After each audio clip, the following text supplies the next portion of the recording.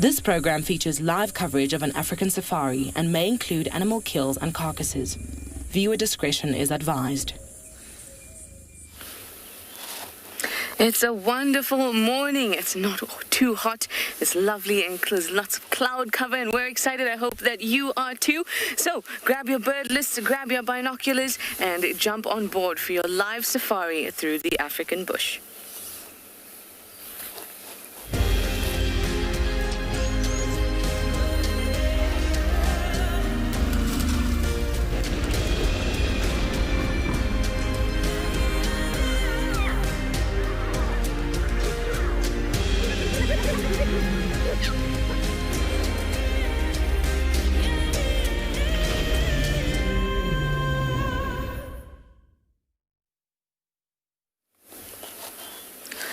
Hello everyone.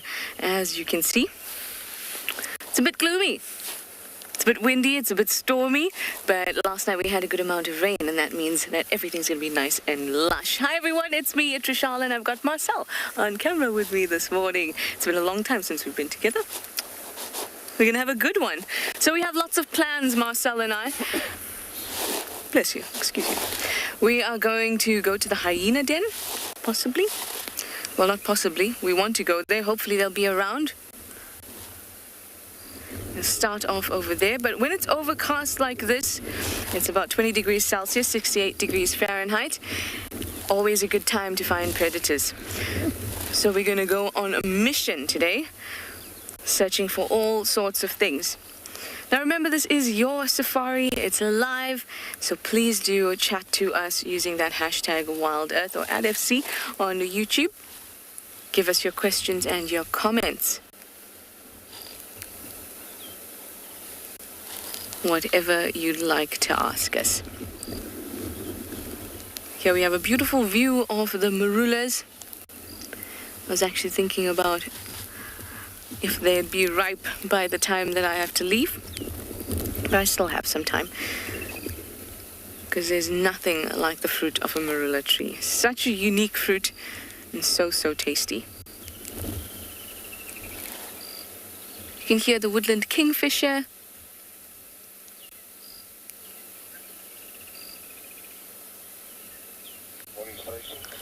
Just lovely. I have an update, please. All the other vehicles are out as well now, so we're all going to go work the area and see what we can come up with. Now, because of the rains, last night, it wasn't a huge amount of rain, but it did rain. Lots and lots of thunder and lightning, though. But because of that, tracks will be that much more difficult to follow and to find. But we're going to try our best. There's just a tiny bit of light peeking through in the east, where the sun should rise. But most of it is obscured by the clouds at the moment. Can you hear the wind?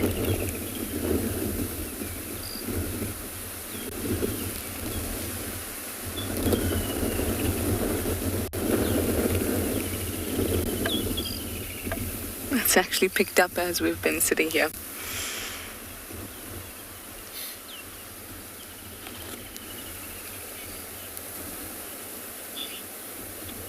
Bubbles, you'd like to know what my favorite thing about a marula tree is?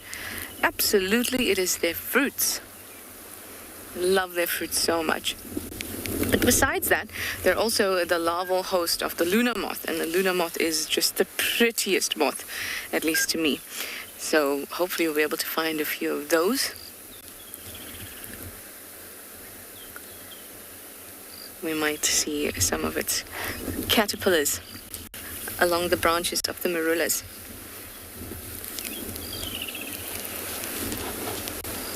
But the fruit, that's great. It's a weirdly mango, lemony, I can't even describe it. You'll just have to taste it, I guess. You'll just have to come to Africa and taste the marula fruit. Marula tastes like nothing tastes like marula.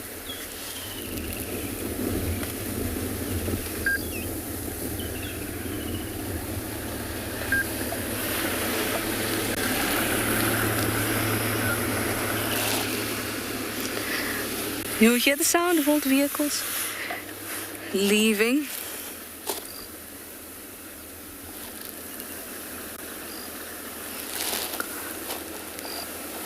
Alright, let's get out before this vehicle passes us too, and let's make our way towards the den.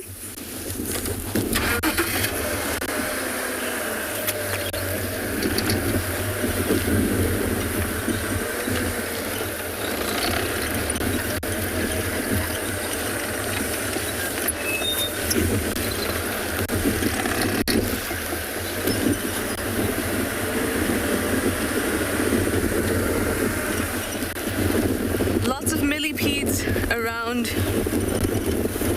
Lots of wind. And I suspect we'll see many tortoises, land snails, all that sort of thing that enjoys a little bit of moisture. And a lot of moisture, actually. Very few antelope out here today.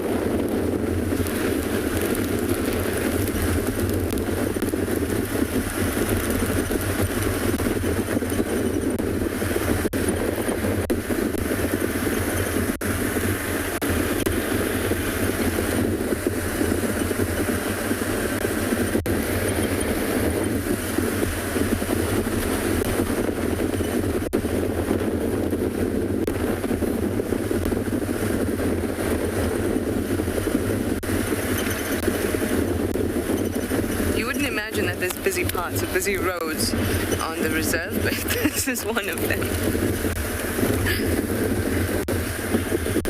So we're going to turn down. The den is not too far. It's about 1.5 kilometers at most away from here.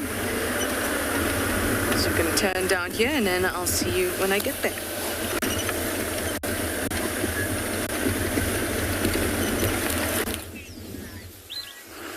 Welcome to and Beyond Pinda, everyone. We are currently sitting with the wildebeest, and it looks like, have a look, he's busy grooming himself, and he's looking around just on his own. I can't see any around him.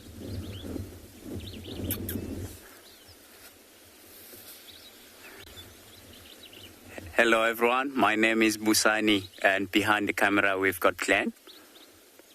And we're sitting with this wildebeest here. And have a look, he's walking around. So the reason why he's by himself is because he's on his territory around here. So he's gonna wait here for the ladies to come within his territory. Then he will move with them.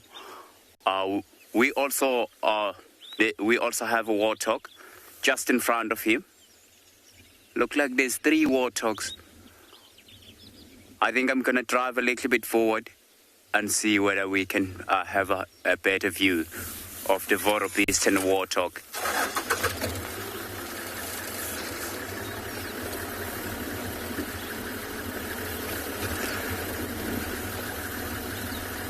You see, he just gone to feed with the warthogs. It's mostly a safety number, so they don't mind each other and they don't compete with food because there's plenty of grass around here. And have a look at the warthogs are also the one on the far left. It's just gone down to its knee to get much closer to the ground. And I think we're gonna carry on and try to find more animals around here. And we are going to take you into back to one of our guides and see what they find. Dramatic, windy, beautiful blue skies plus clouds racing across. What's today going to bring? It's absolutely gorgeous. A little bit chilly, but I'm excited about what we might find. It seems like a predator type of morning. Good morning, everyone. My name is Mike Anderson. Behind the camera is Seb, and you joined us at Eco Training Pridelands Conservancy, where we are taking a moment to enjoy the sky, but also slowly move towards Leopard Dam, where we're hoping with that hyena that was there yesterday with a full belly, there might be more activity. In fact, as we were driving along here, I noticed more hyena tracks heading towards the dam. It's difficult to tell how fresh they are, but with this kind of wind, it's likely that they're quite fresh, because the wind started at around about midnight last night, and any tracks from before then will be quite badly damaged by this very strong gusty wind. So it might have been from earlier this morning, so there's a good chance we might find something. It's always exciting. This kind of weather is the perfect weather for predators to be hunting, especially with all the lambs, the impala lambs around. They won't be used to having to avoid predators, not yet. And the mothers are struggling to control their lambs, also deal with the fact that it's very windy, and the predators can approach things very close. As you can see, you can probably even hear this wind in the mic. It's absolutely pounding through here. As you can see, we're expecting maybe even a few drops of rain to fall in a couple of hours or so, maybe around about 8 o'clock. So we're hoping that it's going to freshen everything up. As you can see, that young leadwood tree over there struggling to remain standing in this wind. Who knows what this morning's going to bring. But anyway, let's keep moving. Let's head towards Leopard Dam. Let's see what might be happening as we get closer to the dam itself.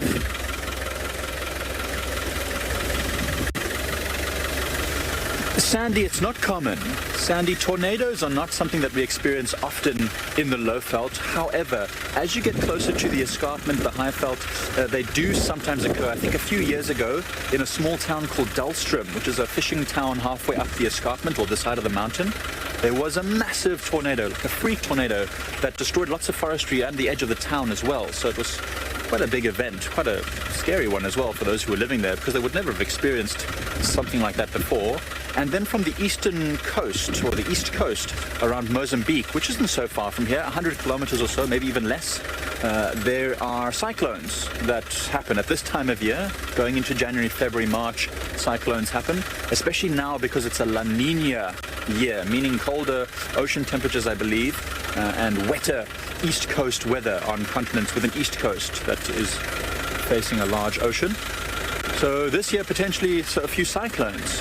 Now, they don't usually race this far inland, but we could get the edges of it, meaning quite a lot of wind and heavier rainfall. So we'll see what the next of the season brings.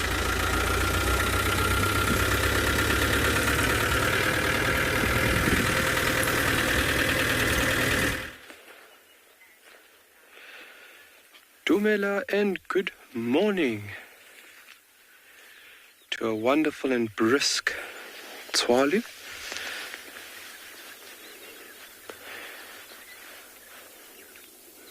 And from our orientation and the sun being behind us, we are heading west. Lovely giraffe in the distance, and it's just a good morning. Good morning, my name is Carl, behind camera is Owen. Thanks very much for joining us on this wonderful morning here at Tswalu Kalahari. We are heading out west this morning, and what we're going to do is just kind of delay the process of getting out there until it gets a little bit warmer, that we can hopefully get to that lovely colony of leafcutter bees. I know I've been talking about for the past 2-3 days, but this morning is the morning that we get them.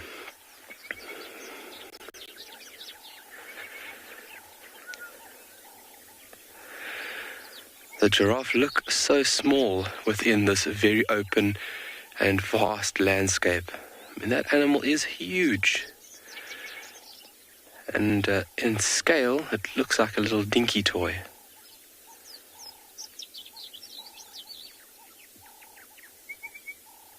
All the birds singing. Coolness of the morning is still there. It's nice and fresh. And it is a fantastic morning here on Tswalu. So for all those questions, guys, don't hesitate, please, for our young ambassadors. That'll be kids' questions at wildearth.tv. And don't forget just to take a look at that wildearth.tv/explorer. Those very exciting adventures ahead And for anybody else, any other questions, that'll just be hashtag at Wild Earth or at SC. Don't hesitate to drop me a question or one of my colleagues at any point in time. So we've got a few dunes to hop over. We're going to go right past those giraffes. We've got to run over about another 8 or 9 of these undulating. It is fantastic light. This is the jewel of the morning, this period. Obviously, photographers, they like to refer to as the golden hour. It is literally a golden few seconds where this light is just perfect. It's not overexposed, not underexposed. It's just allowing all those colors just to really show their goods off.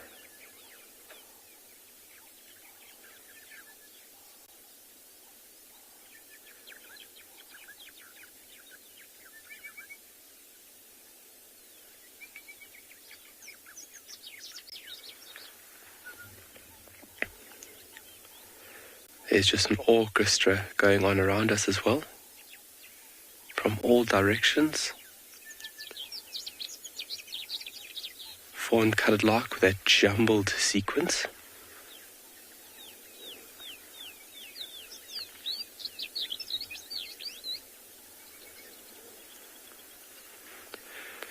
And there's a definite calmness of this morning present. For now, I'm going to send you off to one of my colleagues and we will see you shortly.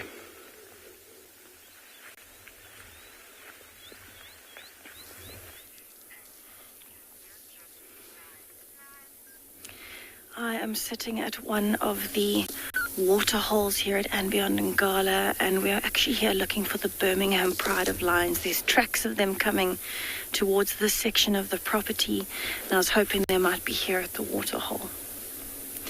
My name is Tessa. I'm going to be your guide this morning at and Beyond Ngala. Behind the camera, we have VK.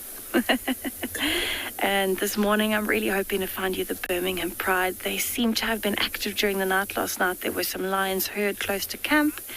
And so I actually came here hoping that there would be some sign of them, because they are actually coming towards us. They were coming in from our eastern boundary past the camp. And so this is the closest little water hole to camp. It has been quite active overnight because it was nice and cold. We've had a little bit of rain this morning. And so I think the predators are going to be nice and active today.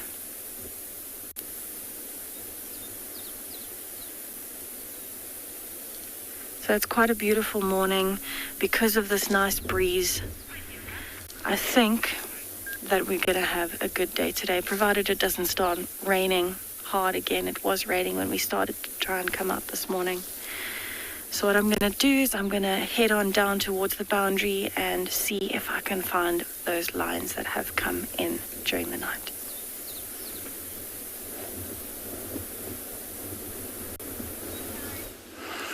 Welcome back to And Beyond Pinda. Tessa, we also have a very nice weather here. We also hope that it's not going to rain because it's going to be very tough with game viewing. But we have found the 2 rhinos just in front of us. And you can see they are different sizes. And the one at the back, that's mom. And the one close to us, that's her calf. So you have a look on her body. You can see she's got like mud on herself. So she's been wallowing on a water hole not too far from here, probably from last night. And we found her, she was just resting. You could see where she was rubbing herself against the tree to try to get off the ticks, because the amount of ticks in this area, it's really amazing. And they just started to graze along now. So probably they're going to start grazing along for the rest of the day. And once it does get really hot, then they'll find a nice place or shade away from the heat, or even perhaps go back into the water hole where they were and wallow onto the mud. It's quite windy. You can see the movement of the trees. We've got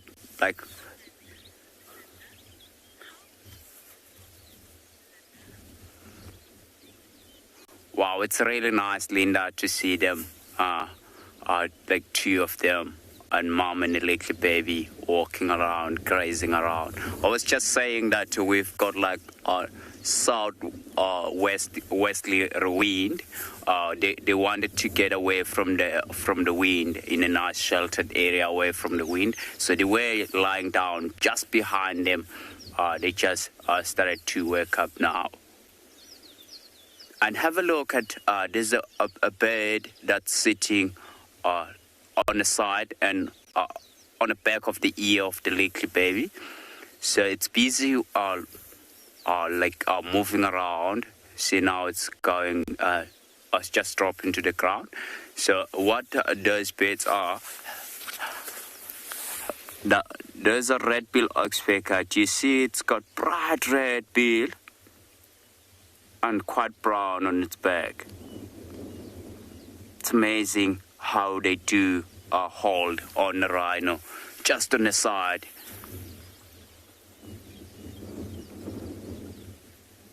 So they're looking for ticks. If they find a wound as well, they do open it up and drink blood of the rhino, which is really bad for them doing that. But they also, on other hand, they also help a lot with the rhinos to clean them, those ticks. So can you imagine tracking these rhinos, more especially on food? And you see they change direction so quickly. It does take a long time if you want to track them, and you have to be very patient.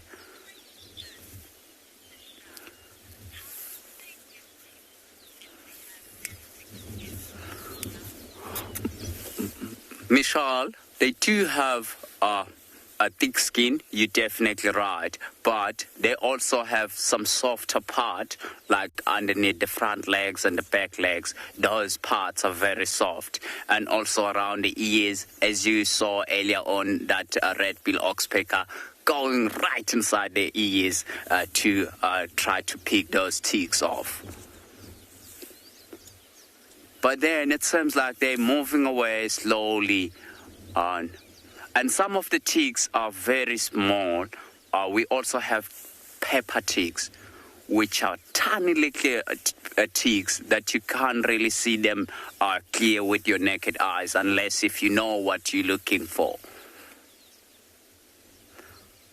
Off she goes. You see the baby following on the side.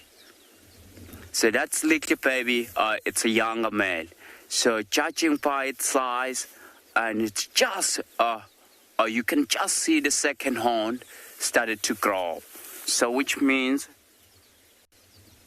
it might be just over 3 years to 4 years. So it's going to get to the stage now whereby mom will get ready to have a new baby. So perhaps she's going to push that older one away, and so that she can be able to look after the new born baby. So she's going to find a nice a clump of tickets and be hidden around there for 4 to 5 days.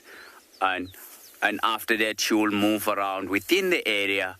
Then she'll start walking around. Sometimes it does happen that the older calf will go and join another crash of rhino, or if it cannot find the crash of rhino, then it will stay close to mom, but mom will not accept that because she has to look after the two baby. It's really very tough for them to look after two babies. Can you imagine if you are out in the bush and you've got two babies? It's going to be hard work. It's going to be a hard work to be able to look after the two babies, more especially if there's something that will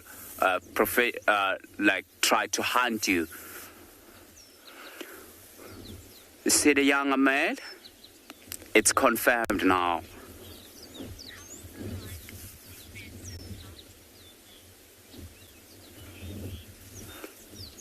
That's a good question, Carrie.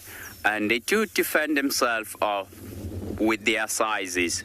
So this, the size of them, the lion cannot stand a chance. And for the lion to be able to kill the fully grown rhinos, the chances are very slim because of the size.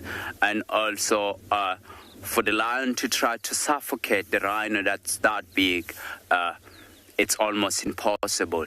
But it has happened here before, whereby I think it was a sabedat rhino, like a very similar size with that a baby one.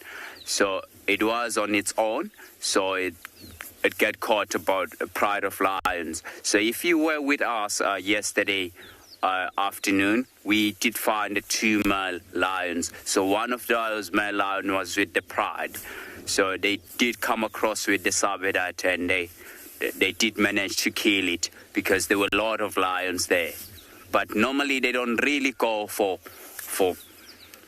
rhinos. They do prefer to go for easier prey like nyalas and warthogs, because they have learned that to kill something that's not going to hurt them, it's much easier than killing rhinos.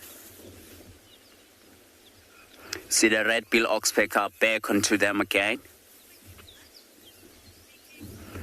So I think we're going to carry on. Have a look how open it is where these rhinos are. So we are expecting it's a nice habitat for cheetah. So cheetahs here in Pindada are adapted to go and hunt something on a ticket and come back in the open areas. So we're going to leave these rhinos and try to drive more open areas to look for cheetah.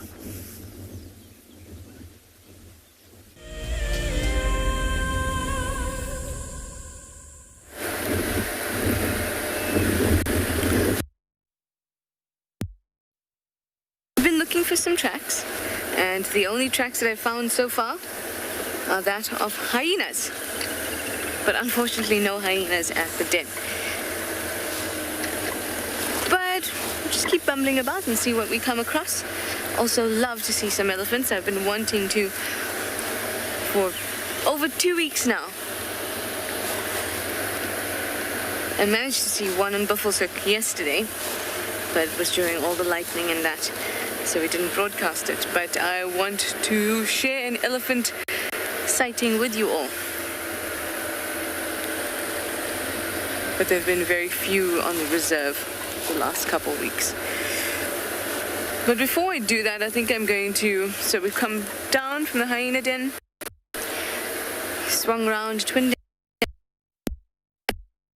back up on Twin Dams Road towards the north.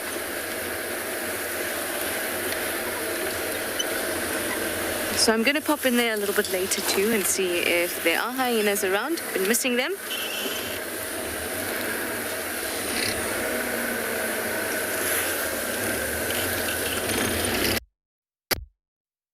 But if not, we'll just see what else the bush wants to give us.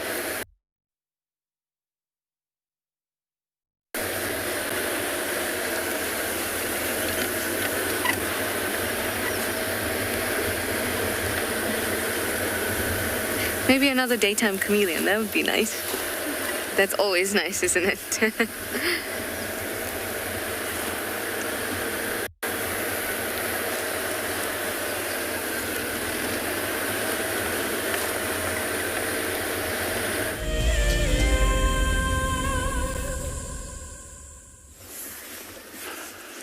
Welcome back to And Beyond Pinda.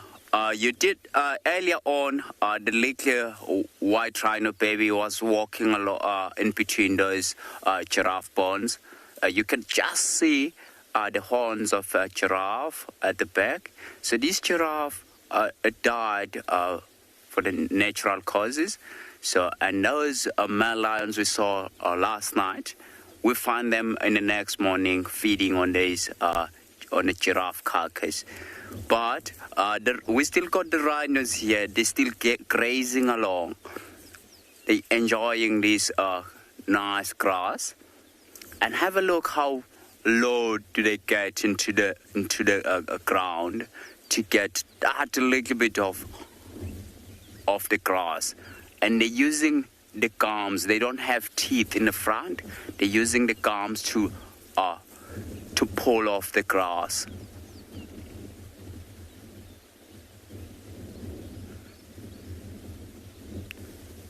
The little baby just stopped feeding, and she's...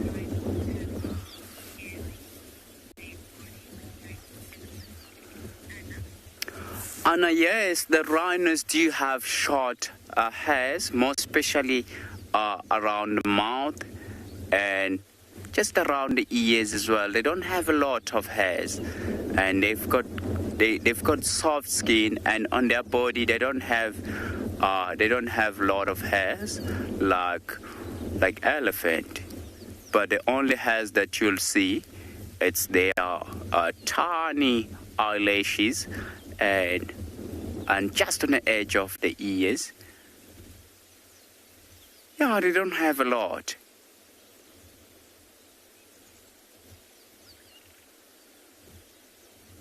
So it seems like those red-billed oxpecker, they have moved off, and they don't. Perhaps they didn't find a lot of ticks, so they're gone to look for another animal that they can find ticks from there.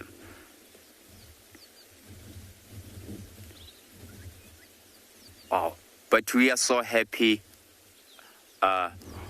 to be able to see these animals because of the rhino poaching.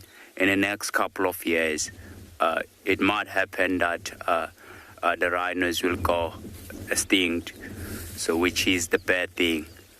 So that is why we also came up with an idea of dehorning the rhinos.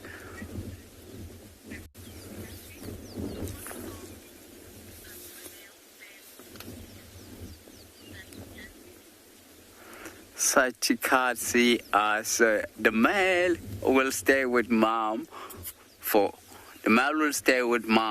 about 4 to 4.5 years. Then as soon as mom she's ready to have a new baby, she'll then push her little baby away, and he's gonna go and find a bachelor head.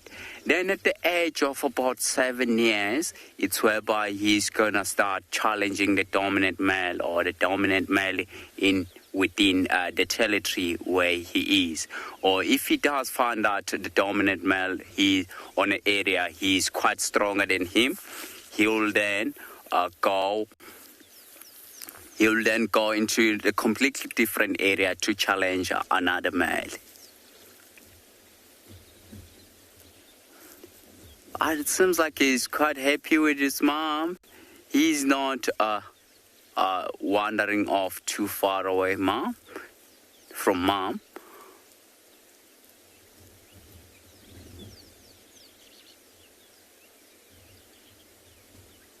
And have a look at mom's ear, at facing backwards, because she can smell just in front of her.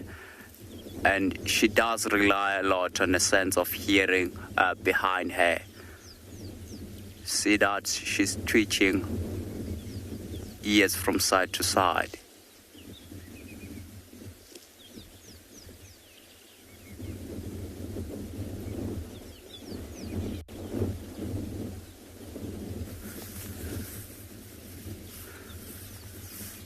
Wow. Look like they stopped feeding. They might have had a tiny little noise that they're not familiar with. That is why they stopped feeding. And they're now looking around.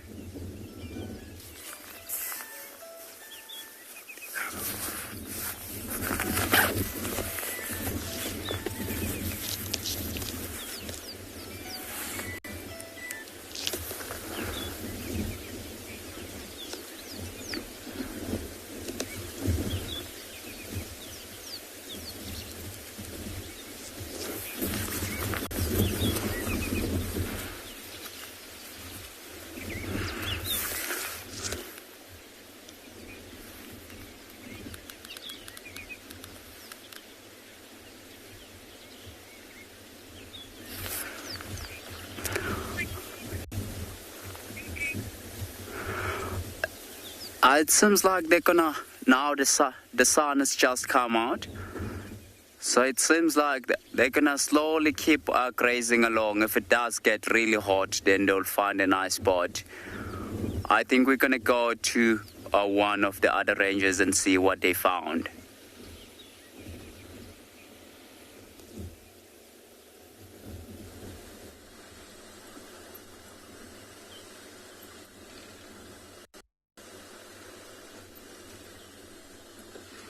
Well, the sun is not quite out where we are at the moment. It's trying its very, very best. There's a bit of kind of blue sky and kind of sun is slowly starting from the east, which would be very, very nice. But before we get into all of that, my name is Tristan. On camera, I've got Gert this morning, and it is lovely to have you all on board. We are on the far kind of eastern side of, well, we're actually in Torchwood. We're not even on Juma. Seen here last night, apparently hunting impalas, and so I'm trying to see if there's any sign of maybe her being successful, given the kind of conditions that we had during last night with rain and storms. Maybe she was successful, so we'll see what we can find. Hopefully we'll have some success. Here we have a tiny little foam nest frog. How cute is that? It's really small. It's probably about 6-7 centimeters.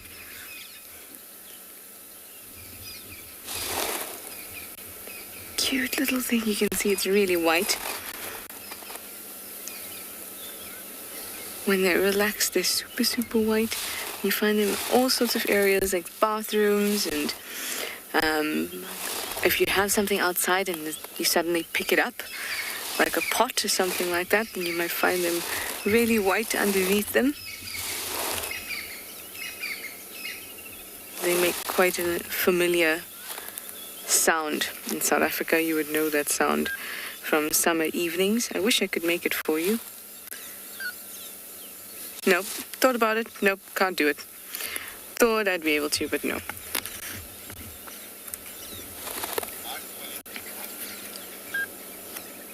So for those of you who don't know, we see those little foam nests in and around little pans, even at the edges of dams. And that's what these guys make. This one is quite little though. I don't think it is making any foam nests of its own. Perhaps it has just in the last few weeks fallen out of a foam nest itself.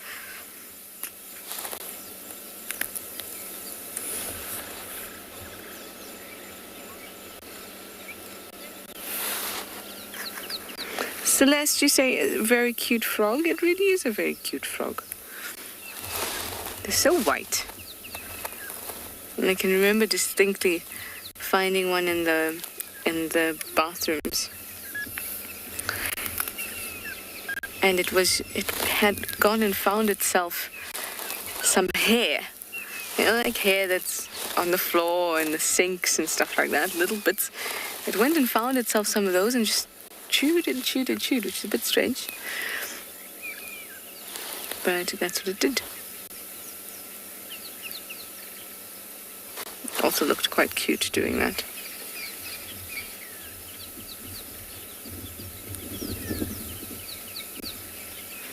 Tanya, you'd like to know if they're poisonous?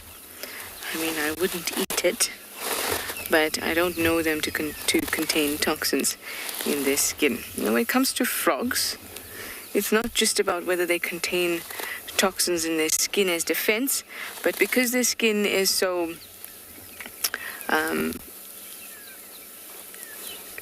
of easy and a good indicator of an environment, because it absorbs lots of chemicals and things like that, I wouldn't touch any frog. It's bad for them, and it has the potential to carry toxins or diseases or whatever that you would then touch.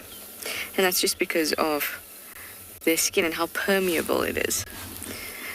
So frogs are a good indicator of the environment, because if the air is clean, the soil is clean, the water is clean,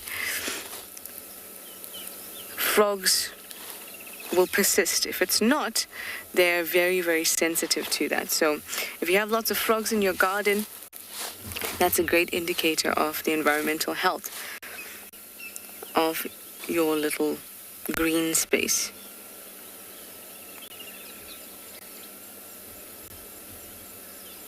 Absorbing those toxins in the air. Things like, where places where there's been a fire and there's lots of carbon monoxide and things like that in the air, then frogs don't do very well. Darcy Ann, you'd like to know if their color will change or if it'll stay white. Their color will change. Usually when they're relaxed, it's white like this. If I had to go disturb it, it'll go brown. And when it's hopping about and moving about, it's usually brown too. When it's just kind of still, almost like it's sleeping, it goes quite pale, like this.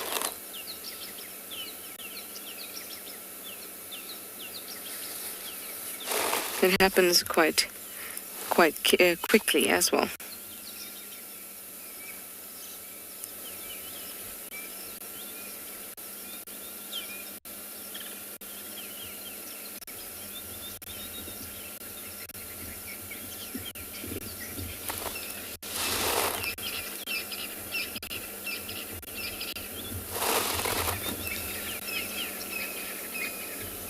These are also called grey tree frogs. That's for obvious reasons. They're in the trees. Ta-da! And given that they are frogs, and we know that frogs are amphibians, they need to have nice moist skin. These guys are able to stay up into trees because their skin allows water to be absorbed in good quantities and quite quickly. Apart from that, when they urinate or excrete substances through the skin, essentially, they excrete concentrated uric acid. So they don't waste any water. So back to the other question, if you want to eat it, you would probably get the strong taste of uric acid on the skin. It's not likely to kill you, though.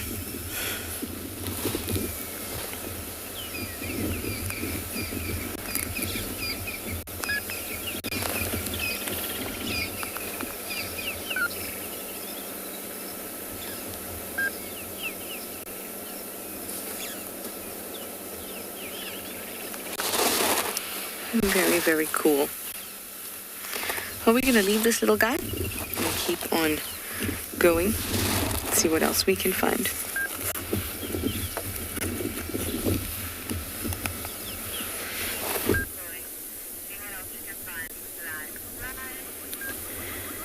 So I found this beautiful tawny eagle. It was actually down on the ground eating termites out of a small termite mound, and now it's just flown up onto this branch.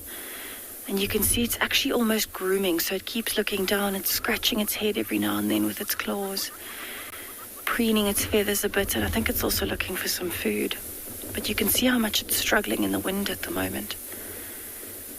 So we're in one of the most beautiful areas here at Ngala. It's a big open clearing, similar to last night, a similar area where you can see incredibly far into the distance.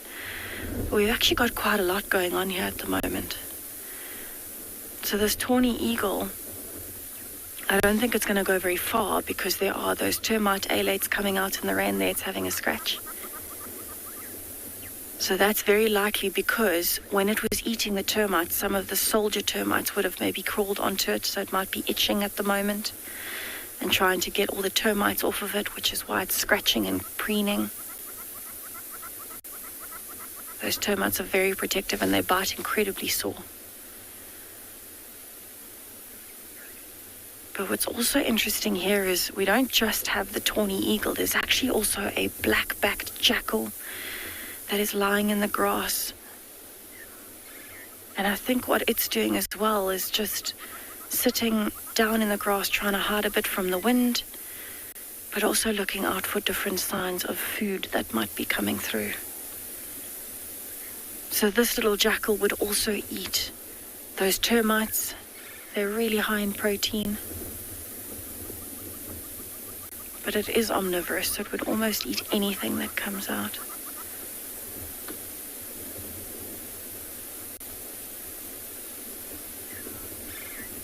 You can hear some of the starlings calling. Oh, and we've got the impalas starting a rut here at the moment. Megan, a tawny eagle is an absolutely magnificent bird, you're right. It's incredibly beautiful, and I love the different colors that you get on them as well. So this tawny eagle is still just sitting on the top of the tree looking out for more food. It might actually come back down to the floor just now and start looking for more termites. But I think it's also watching the impalas, because we've had some impalas. It's a bachelor herd. They're running around chasing each other. So if I hear the noise again just now, I'll point it out to you. But they make a noise that sounds almost like a very loud burping or belching sound. And it's the males chasing each other, trying to work out their dominance for when the rut comes up in May, because they'll always have a hierarchy within that bachelor herd. And so what the tawny eagle might actually be doing is watching the impalas chasing each other. And while they're doing that, insects are kicked up out of the grass. Smaller animals might move away, maybe like little shrews and gerbils and mice. And so that would also be what it would be looking for. It's a bit cold for snakes and things today, so I don't think that we'll have any of those for this tawny eagle this morning. But it's definitely interested. It's looking around quite a lot, so I think it is looking for more food. It's not going to bother to go to a denser tree. It almost looks like it's enjoying that breeze up there.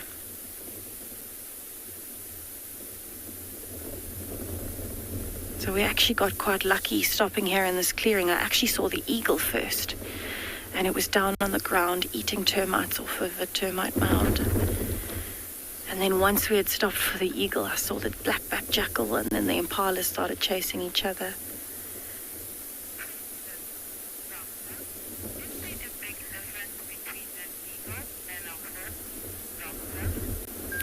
Doctor, yes, there are quite a few differences between eagles and hawks. Eagles usually have a different set or structure of feathers on their legs. The basic overall structure would be the same. They still have the same talons, and they still have that curved beak in the front and the same positioning of the eyes, but it's smaller differences. So things like how far the feathers go down the leg on an eagle versus a hawk, and then different colors as well. So hawks tend to be more whites, grays, sometimes with a bit of black or red on them. The eagles tend to be more in the browns. There's also quite a size difference, so eagles have quite a larger size than hawks. And then you actually get something called a hawk eagle, which is an eagle but leaning more towards a hawk. And so it's a bit of a morph of the two. It'll be a little bit bigger. They're usually, like here, the African hawk eagle is white with a bit of black or dark brown. And then you can have a look at the legs, and that foot structure will be the same, but the feathers will be different. So you can usually tell eagles apart from other birds of prey, because on eagles, I don't know if you can see on this tawny eagle, but the feather goes all the way down to the ankle joint or the foot. So the whole leg is feathered. But if you have a look at goshawks and normal hawks, usually the legs are actually bare, or the feathers would go down to above what we would call the knee joint, so that you can actually see quite a bit of the bare leg as opposed to that feathered structure all the way down to the foot.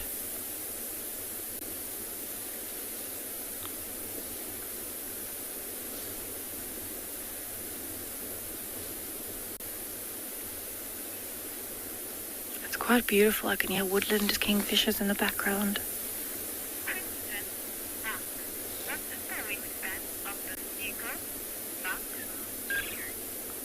Buck, the wingspan of this eagle would actually be incredibly large. I would think it is close to probably just under 2 meters. They are incredibly large eagles, one of the largest brown eagles that we get here. And it doesn't look that big when it's up on a tree, but when you put it into perspective, if it is on the ground, next to you would be able to see that size quite clearly. And they are incredibly large eagles. I mean, this tawny eagle would quite easily be able to go for some of the smaller mammals, and especially young mammals. But they do get a bulk majority of their food at the moment from termites in particular, which is quite strange. It's not something that I think, many people would think would happen for these birds, but the birds of prey at this time of the year especially go for things like termite alates because there are so many of them. Still scratching its head and looking at its feet. So when an eagle preens its feathers like this, it's not only cleaning out any insects and parasites, but it's also taking the chance to almost realign the feathers, make sure that they're all sitting correctly. Because when it flies, especially on a windy day like today, it needs to be sure that those feathers are in the correct form so that when it's flying, it doesn't have to worry about losing its balance. If all the feathers are nicely preened and protected and in line, it means that it'll be a lot easier for this bird to be able to balance, but also if it sees something in the grass, to quickly dive down and get it before it moves away. So it's spending quite a bit of time preening there, especially it's actually doing the right wing at the moment. So they'll spend majority of their time either preening the wings or the tail feathers, just to make sure, because that's where the balance comes from. So I think what I'm actually going to do, I'm going to leave this tawny eagle, carry on down the road, and see if we can find the Birmingham Pride for you.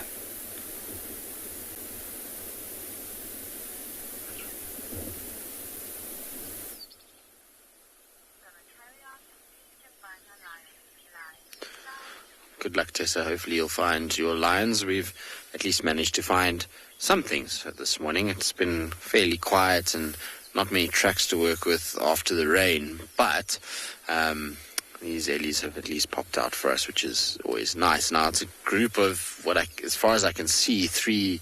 Actually, there's more. There's another little baby there, by the looks of it. So maybe it's just the rest of the herd is kind of spread out, but at one point I could only see 3, and then there's a tiny, tiny, tiny little one that I didn't notice at all, and that is minute. That little baby looks as though it is brand new, maybe only the last few days that it was born. I'm going to actually try to see if we can get a better view slightly. I'm just going to cut through. There's a road just on the other side. We're on the main road. In fact, you might be able to see it up ahead, but the elephants, I think these ones, have completely blocked this road. When deliveries and all the other things that need to get to the lodges that are in the east here come along, they're not going to be able to get anywhere near this area without that being moved. No, don't go away. I think the female is a little bit on the shy side with this baby, which you can understand. That baby is absolutely tiny. You can just see it in front here. I actually think that this little one, by the looks of it, let me get my binoculars and have a proper look. But I think that this little one is a fairly newborn baby. Like I say, maybe in the last few days. The ears are still very pink, and it is absolutely minute. Let's have a look now when it comes into the gap. That's still small. I reckon that's been born in the last few days, which is always exciting to see a little baby.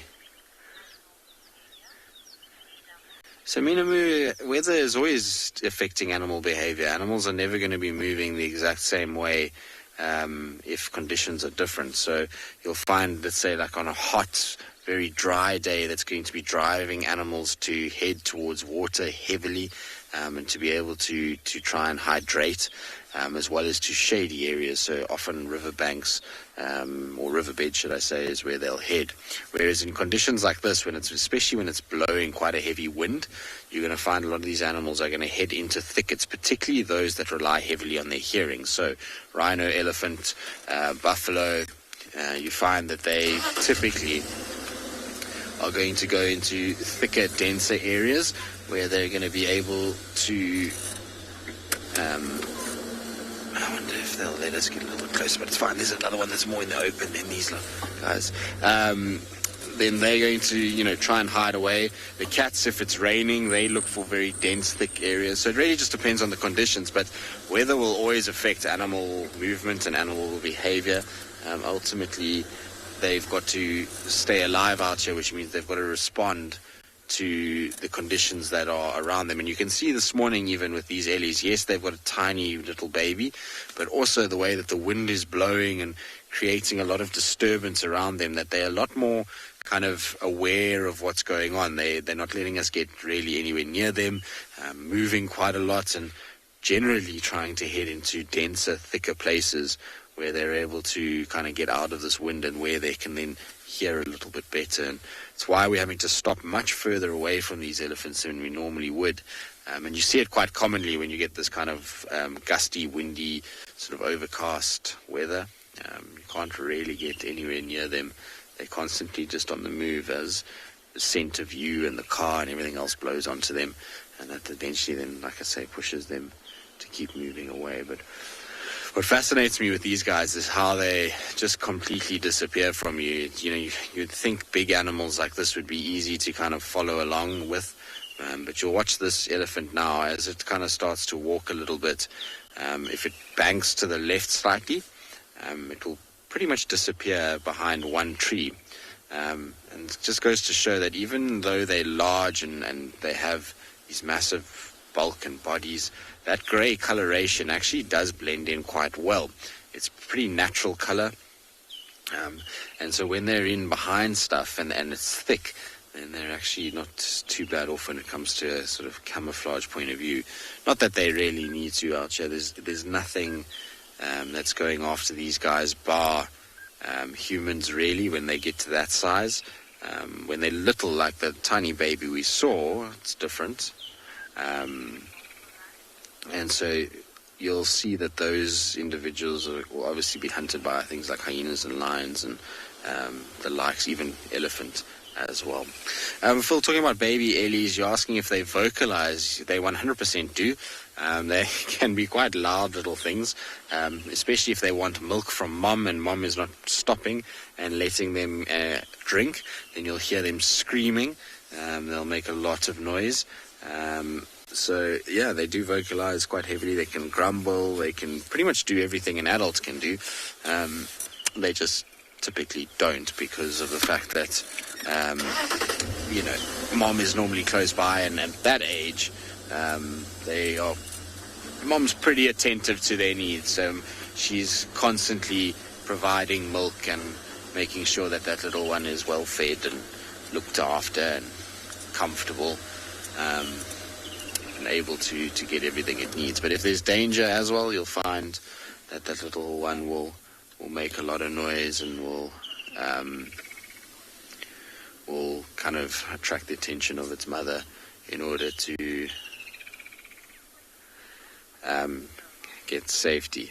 All right, well, we're going to let this ellie go. It's going to just move on down the road, see what else we can go and find. Hopefully there'll be a spotty cat somewhere down the road.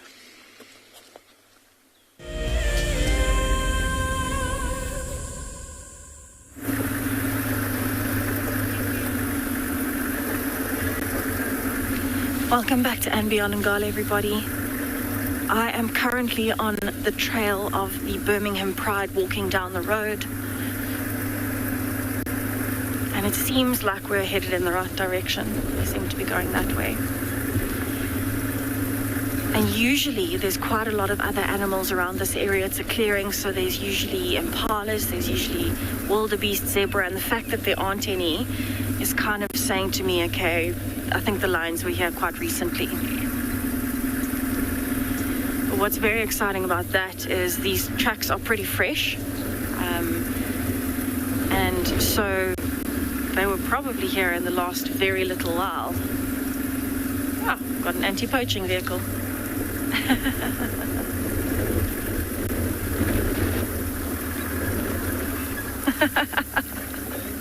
Morning, Richard. How are you? Good, thank you. We're live at the moment. We're live at the moment.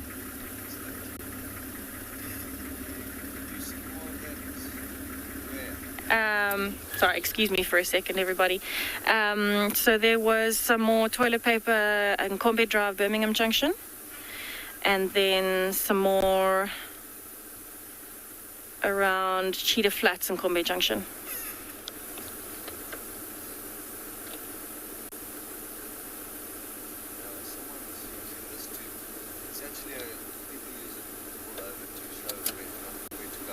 Okay. It's not one of your staff or someone who's not familiar with the problem. Like the police.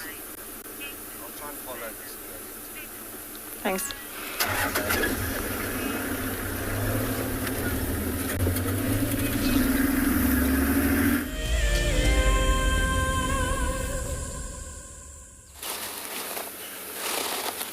I couldn't drive past this leopard orchid without showing you just how beautiful it is. Look at it. It's a beautiful position.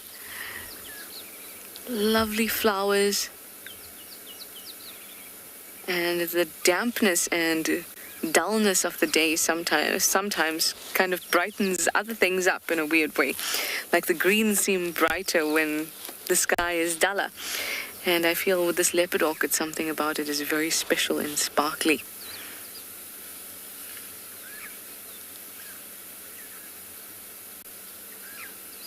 Very, very beautiful.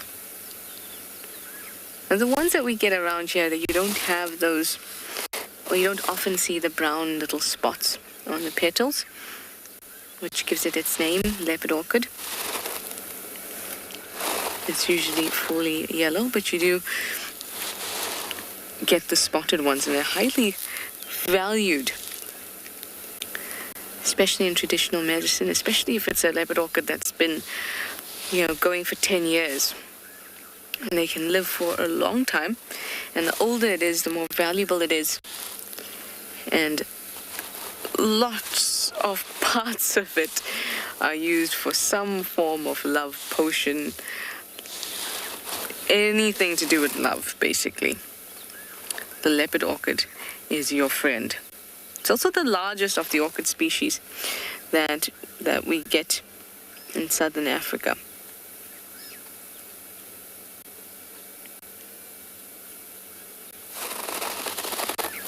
I think you're very lucky if you have one in your garden, and you would be bestowed with lots of love, I'd imagine.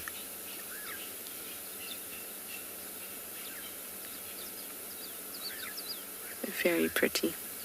And these are epiphytes, so it means that they just need something to anchor themselves onto.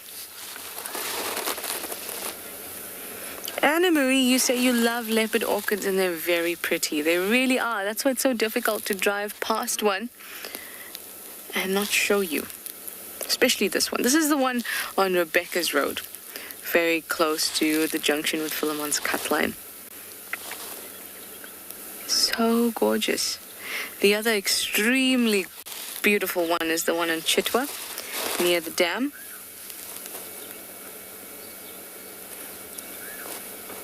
But I think that this one is a very, very close second. In fact, I should probably visit the other one so I can get a clear ranking going.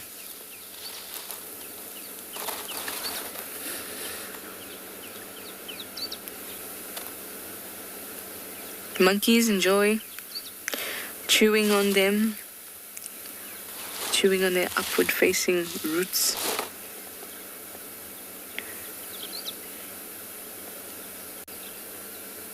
And they sustain themselves. Like I said, they're epiphytes, so they just need somewhere to anchor themselves onto just for support. And then their roots kind of grow around and upwards.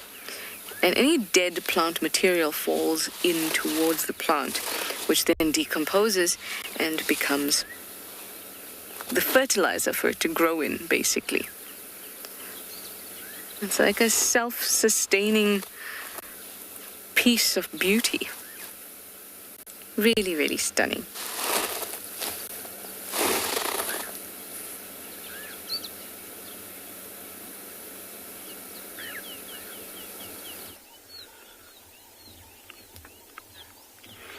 Well, welcome back. We are still heading in a westerly direction out to that wonderful pan. And this oryx bull is just fantastic. So we thought we would just stop and appreciate him for a couple of minutes. He's hiding in the very dense growth of three thorn here. And you can see how dominant this small shrub-like species is within this area. And they really enjoy the sections in between undulations or in between the dunes itself. But creating a very viable habitat, even for an oryx to blend and hide away in.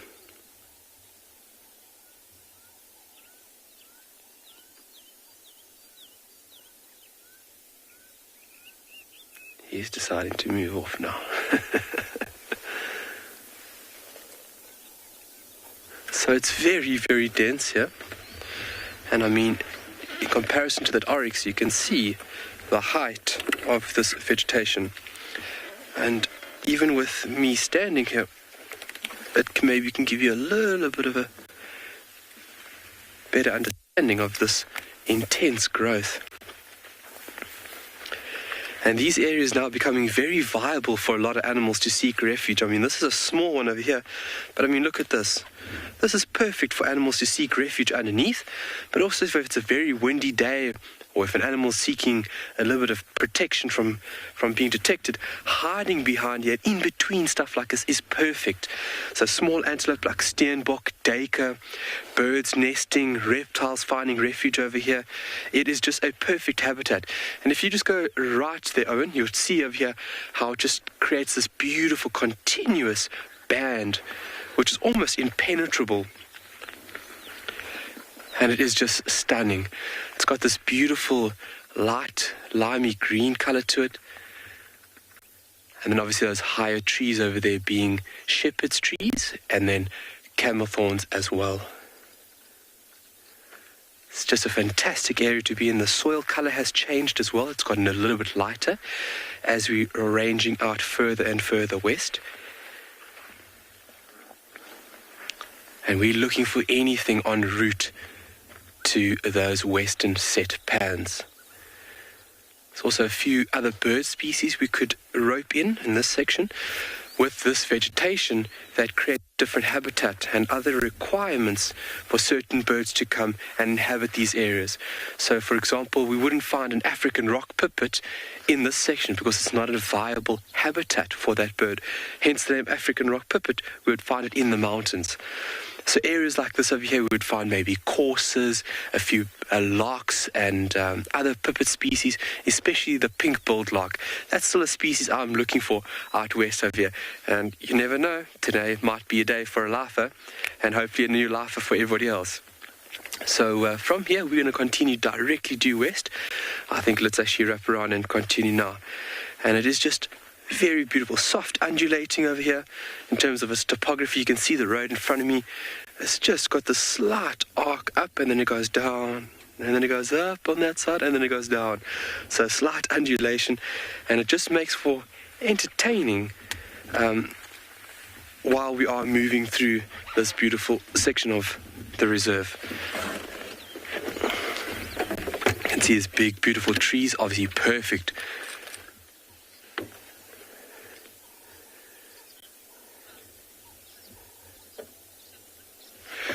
Is that a goshawk? Goshawk on the left here? Is that a goshawk?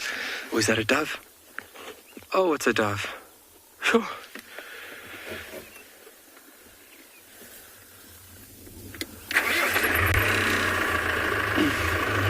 Leopard lover, what flora and fauna is endemic to Tswalu?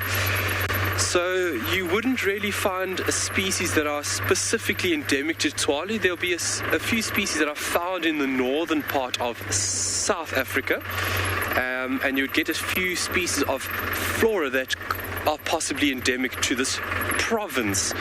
That is 1 out of 9 provinces that we have in South Africa. But specifically to Tswalu, highly unlikely. I would make sure, but highly unlikely. Yeah, we're going over the first little undulation. Nice camel thorn on our left-hand side. And I mean, it's just breathtaking to be out here.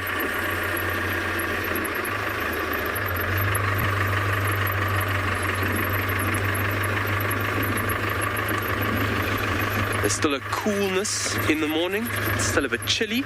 We're about 15 degrees Celsius this morning, which is perfect. Keeps things just moving about. And we are about another 8-9 kilometers from those pans, which we're going to start scratching around.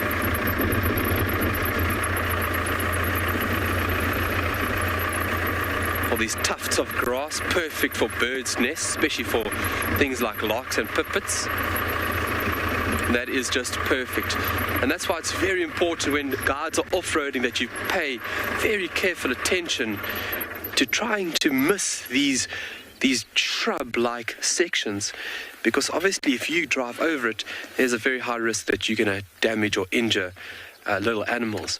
So off-roading should be done with the utmost respect. It is not a necessity to always off-road. It is a privilege for you to be able to take a vehicle and meander through vegetation, but obviously respect is key and should be taken to a high degree, just to ensure the safety of everything, because these vehicles do make a very large impact.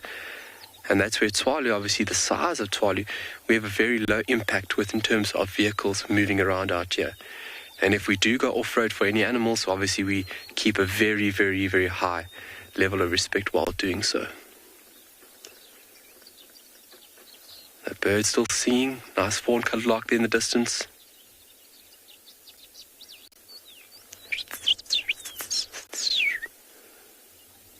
And that sun's starting to warm up. I'm starting to really feel it on my back and my hands, especially my hands.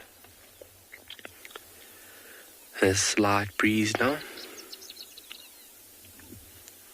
And we want that warmth for the insect activity. So I'd say in the next hour maybe, that's when insect activity really starts taking off. Beautiful camel thorns. Almost like a multi-layered story of vegetation, from the grass to the three thorns to the trees. You can see how vegetation really allows multiple species to inhabit, depending on what your requirements are as an organism is.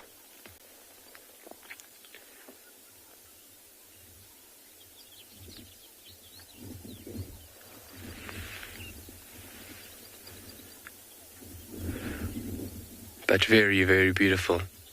Okay, let's continue out west of here. Let's hit this next little undulation. And let's get out there.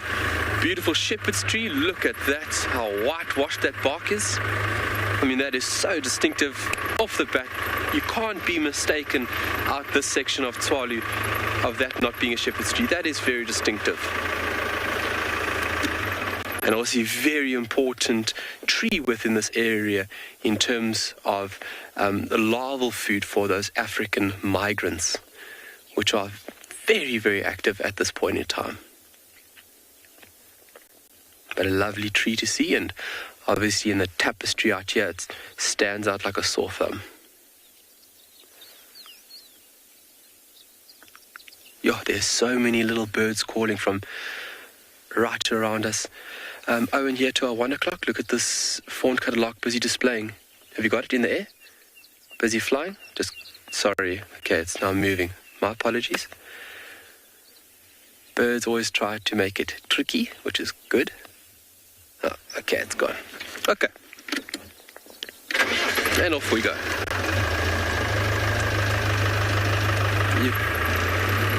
All right, for now we're going to send you off and we'll see you back this side. Sure, that sounds bright.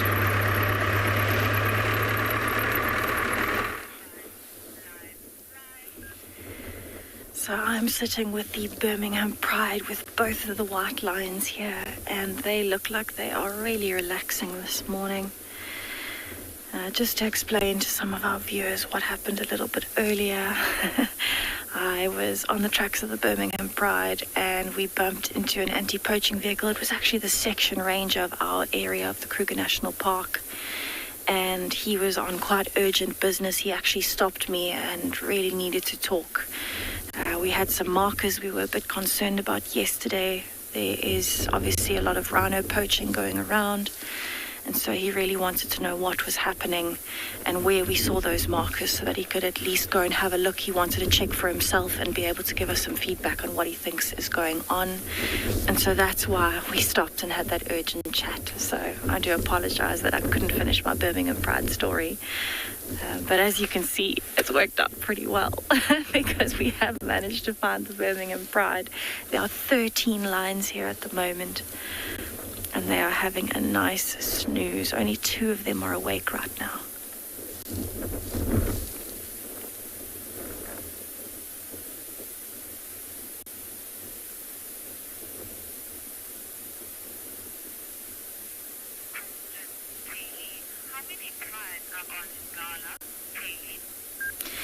Kayleen, there are quite a few different prides of lions at and beyond Ngala. This is our dominant pride. But then there's also the pride that broke away from this pride called the Birmingham Breakaway Pride. They're more in the west.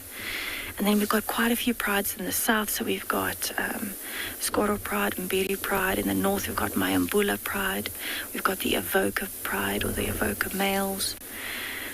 So at least 6 or 7. There's also a Skittish Pride. So we've got quite a few different prides of lions. I would say 7 that we see fairly regularly. And the interactions that we see because of that are unbelievable. We actually have very interesting lion dynamics here at Beyond Ngala. But the Birmingham Pride is our dominant pride, so they are the pride we see the most often. That being said, though, there was a different pride of lions reported in the south of Beyond Ngala this morning.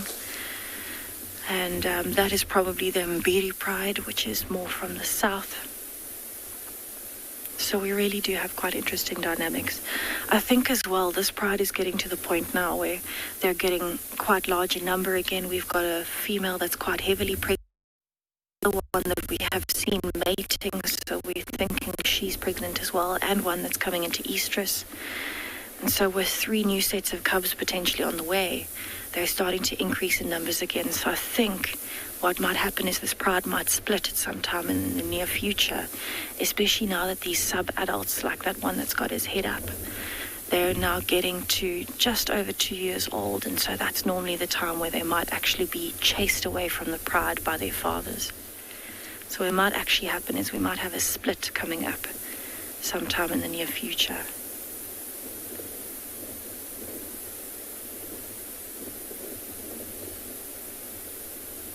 So they really are very nice and relaxed this morning.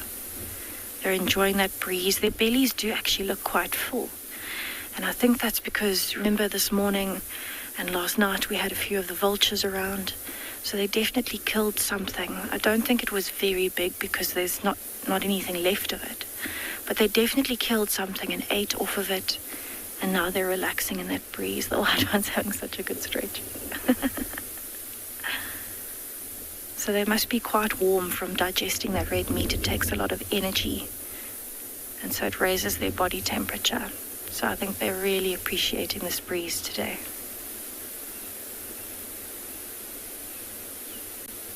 That white one is enjoying rolling over as well.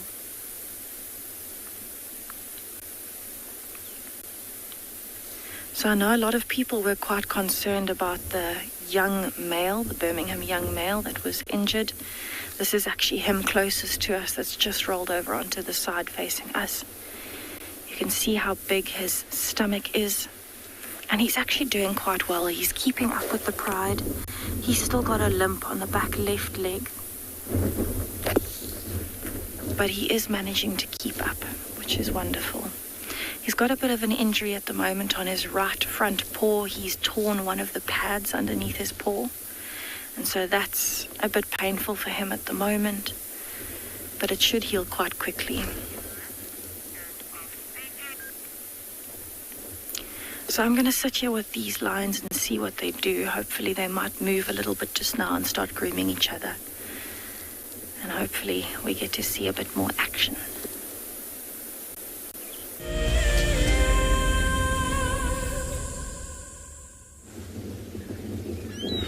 Welcome back to And Beyond Pinda, everyone. We've got the crocodile just in the water hole. So earlier on, the crocodile was just on the edge of the water hole. You could see where the water comes out onto land a little bit.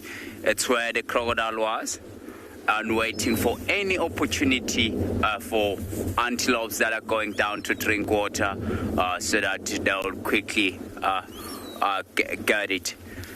But earlier on there were two crocodiles. The other one just went under now. You could just see it's just watching us. I think they saw us driving here and they quickly moved away from the edge. And just across the water, on the water's edge, you could see there's a water thickening. It's busy shouting at the crocodile. So perhaps that water thickening, it's got a nest close by. So it's not happy with the crocodile. You can hear that high-pitched noise. So now the crocodile went under. Just see the water thickening there. It's still shouting. There's actually more than one water thickness.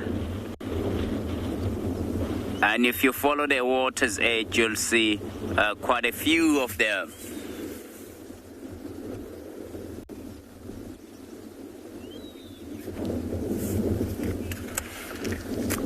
And we came here to check, and Glenn is gonna scan around and show you how open it is.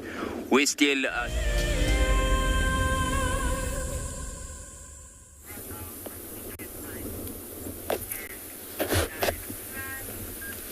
So we are back with some nice sleepy lions at And Beyond Ngala. And this is actually the young female. She's just on 2 years old and she's having a bit of a dream. We noticed her paws moving. So she's actually quite a distance from the rest of the pride, which is not that common. But I think she's sleeping so well that when they moved, maybe she didn't notice, and so she'll move over to them just now. But you can really see how full her belly is. She's eaten incredibly well. But you can also see her age from her belly. Can you see all of the spots along her side? So they have started fading just a little bit. When they get to about 2 years old, that's usually when the spots start to fade a bit more.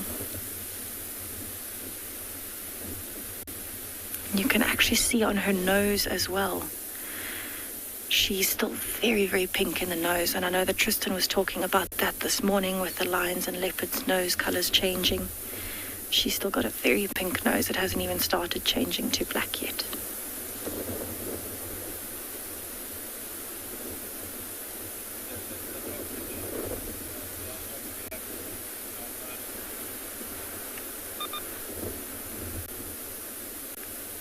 So they're definitely enjoying a lazy morning here.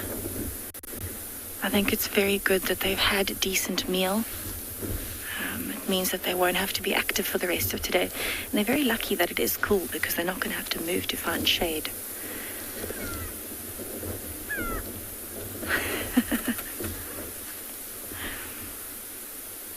So you can actually see the pregnant lioness there. She's to the right of the white male.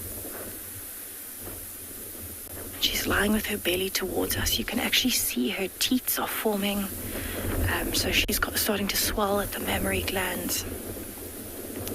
So we're thinking she is actually due to give birth sometime within the next month or so.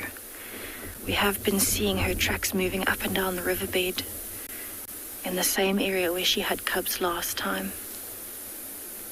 So we think she's looking for a den site, which is very exciting.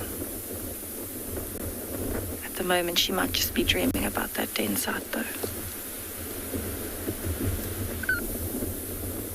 I don't know if you can hear the wind in the background, but it's just picked up.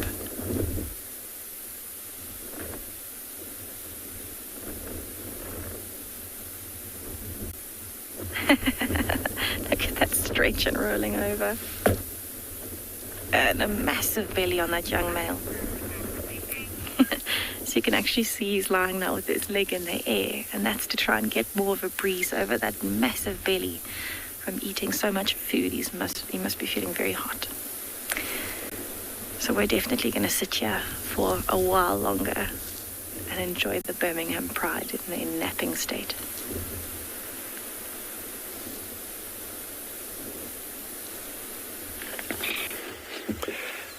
It sounds kind of like me after a big meal. Laying on my back, legs up in the air, trying to cool down. Let me pull forward for us there, Owen. Just hold on there, folks. I'm going to pull us slightly forward. This bull giraffe has decided to hide behind that little camel thorn. There we go. Lovely. Whoa, look at his left shoulder. What's on his left shoulder, Owen? Looks like he's got a growth or an abscess on his front left shoulder. There's a huge bulbous section. Oh, hold on quickly. We're going to send you over to Pinda.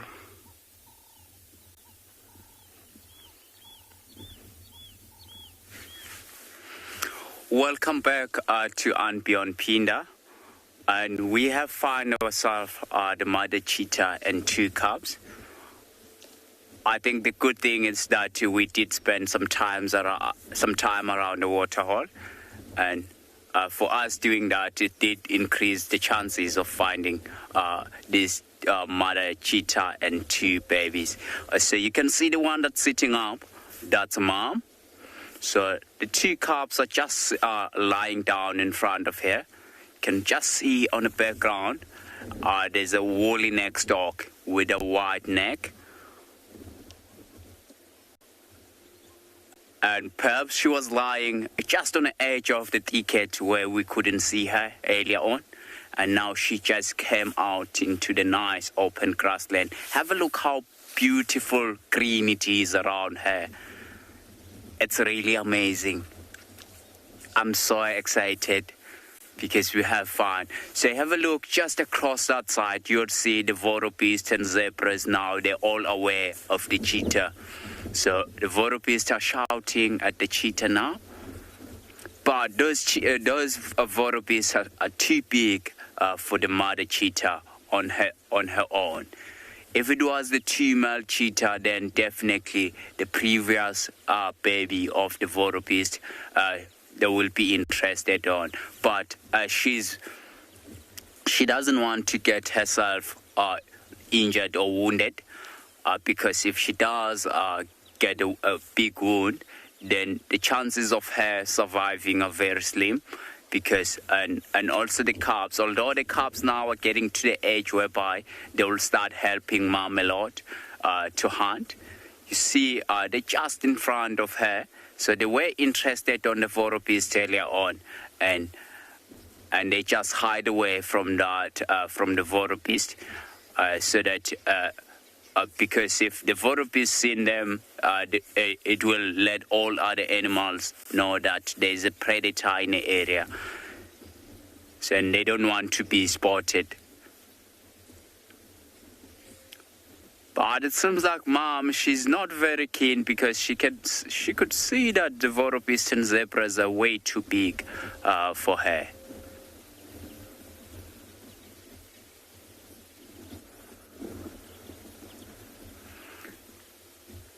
You see, mom, she's always focusing away from us. It's because it's quite windy. It's a windy day today, and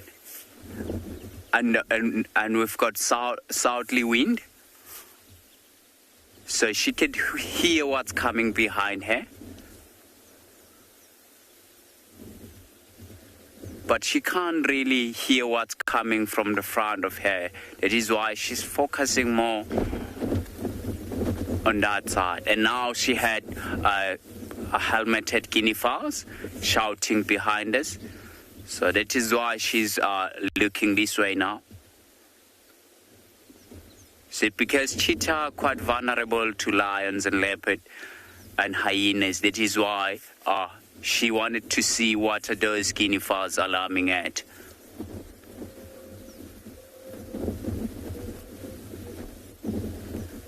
It's really unbelievable how green it is around here. Wow.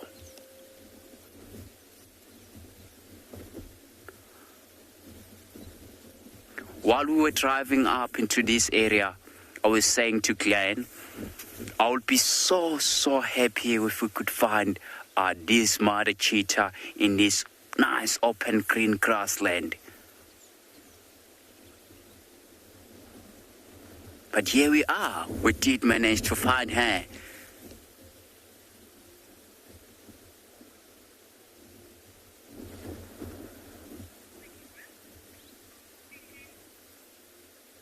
So I think we're going to spend time with this cheetah and see what she's going to do in the rest of the day.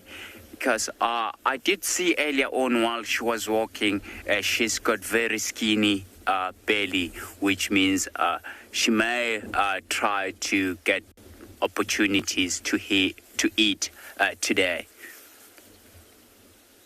So let's go. We're going to go across to the other rangers and see what they find.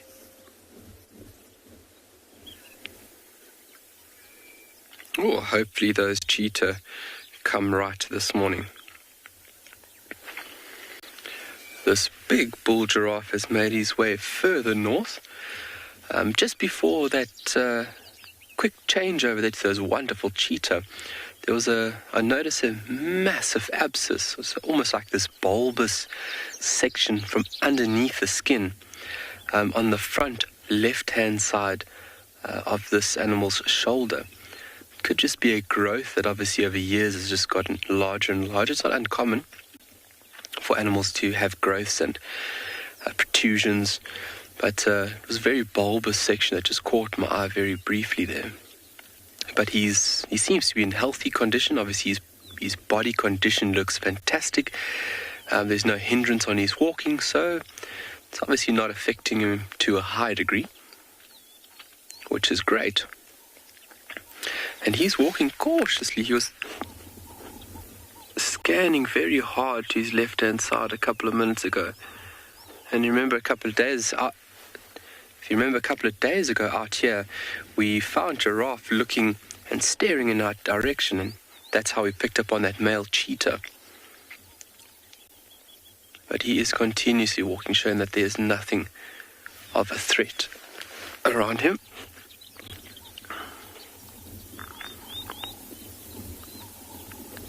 So in between us and him, it's just a sea of three-thorn. This is what we refer to as a three-thorn thicket. Tina, how much does a giraffe weigh? Oh, a big bull can weigh anywhere up to about 1,300 kilograms. It doesn't look very heavy. It's just this very long appearance that gives it a false interpretation that it should be lighter. It's quite a hefty animal. Females around about the 900 mark. That's where they would be weighing it. Obviously huge skeletal structure, lots of body mass, so it is a very heavy animal. And that's where that terminology, unfortunately, that's used very commonly across the board, the big five. People obviously think in terms of, it should be to weight, the big five. But unfortunately, it's come over from the hunting industry and is something that's still highly sought after these days, although everything is important out here. From the little five to the ugly five to the weird five, they're all vitally important. So that big five terminology is in fact not in correlation to the actual size or weight of the animal.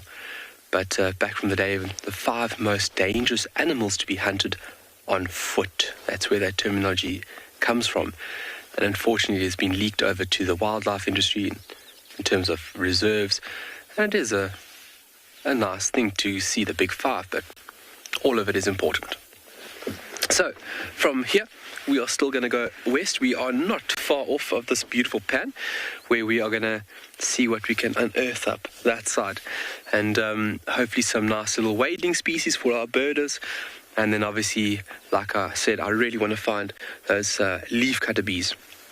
And behaviorally, they are fantastic. We can stand inside the central part of this loose colony, and they basically swarm around us. They're reluctant to sting. They can sting you, unlike an African honeybee that will not hesitate to give you a little jab. But for now, we're going to send you off, and we'll see you back this side shortly.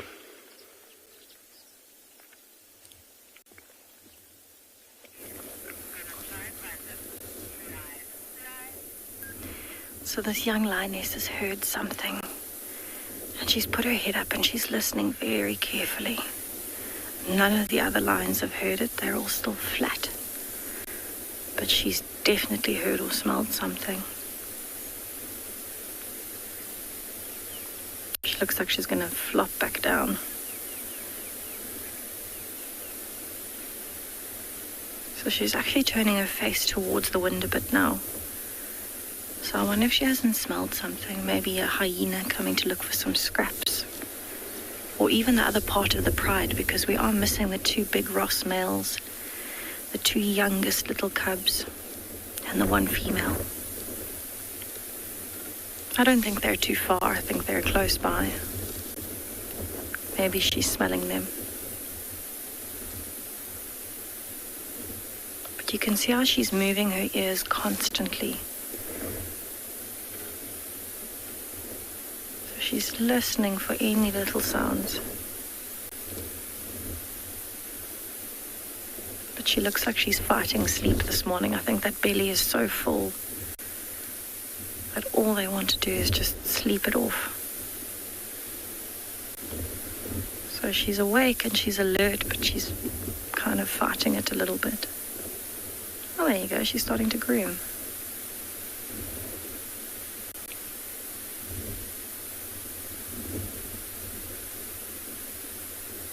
I think she's got a few flies bothering her. She's flicking her ears as well.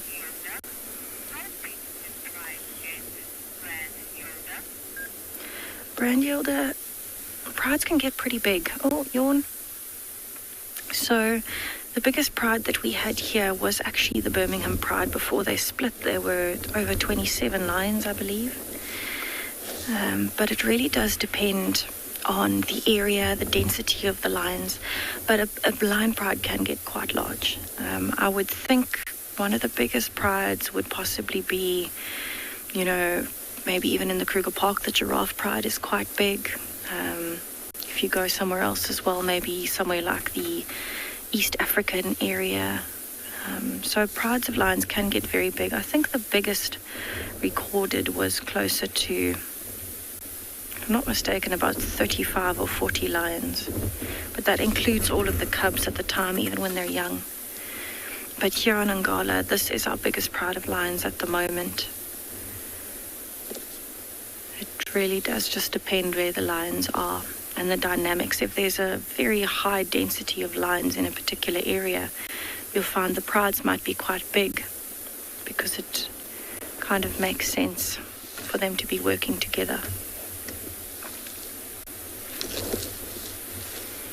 That being said, though, big prides of lions are very hard to feed. You can imagine even just with 18 lions here in the Birmingham Pride, a wildebeest isn't going to go very far. It won't feed all of them, and there's a very particular hierarchy of feeding. So you might find some of them don't get any food at all from a wildebeest. So as soon as it starts becoming a bit difficult to feed the whole pride off of one kill, then they'll look at splitting up the pride. So it's more common to find the average is somewhere between 12 and 15 lions in a pride. That seems to be the average for this area.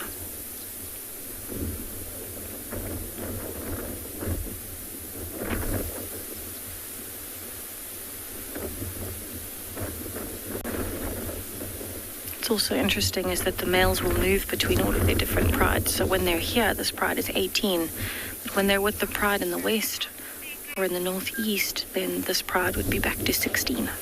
So it would be dependent on where they all are at the time.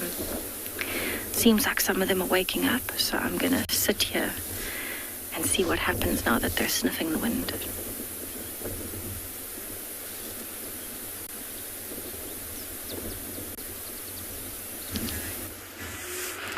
It's really nice to hear Tessa spending time with lions. We still sitting with this mother cheetah and two cubs. And you see the one that's lying closer to us. That's a mom. And at the background there, you can see a lot of wildebeest and zebras. One zebra still alert. Perhaps it might have seen the movement of one of the cheetah cubs. And that is why that zebra is still focusing on this direction. And have a look compared to mom. You see the mother cheetah is just yawn now. So probably that's a good sign of her that she's going to start moving around. So you see she's grooming herself.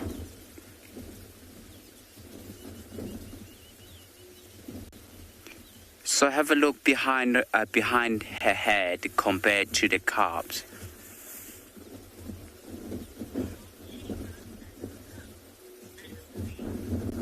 Oh, Anna-Marie. Oh, this is the mom cheetah and her cubs, and she's being a very good mom.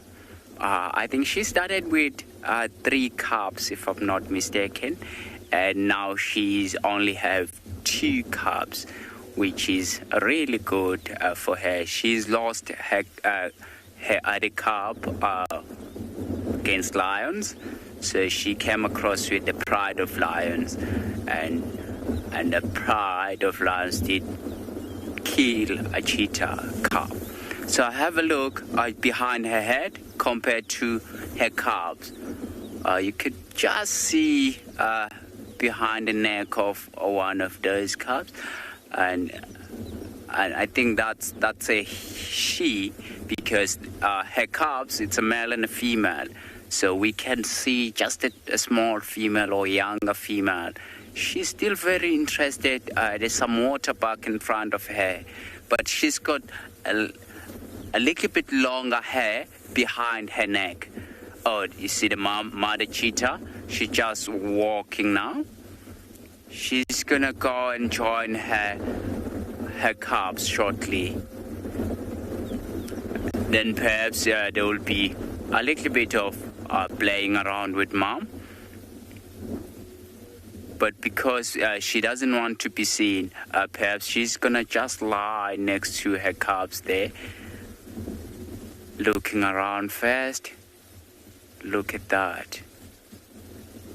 Wow. Now you can see the size are different. They're almost the same size as mom. So I think now they're about between 10 and 11 months.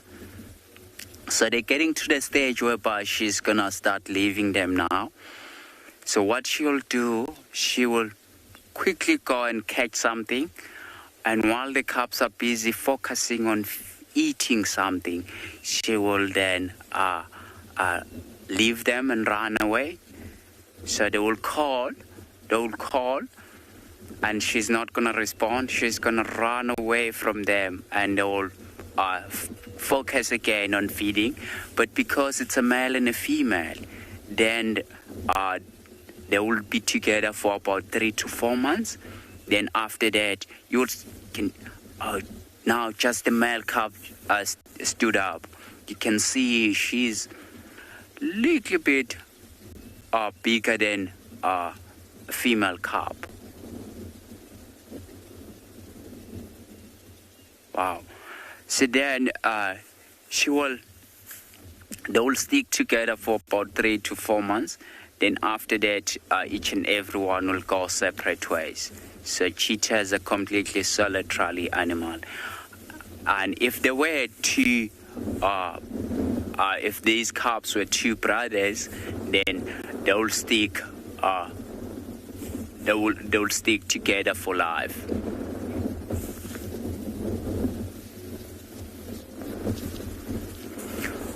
Oh wow!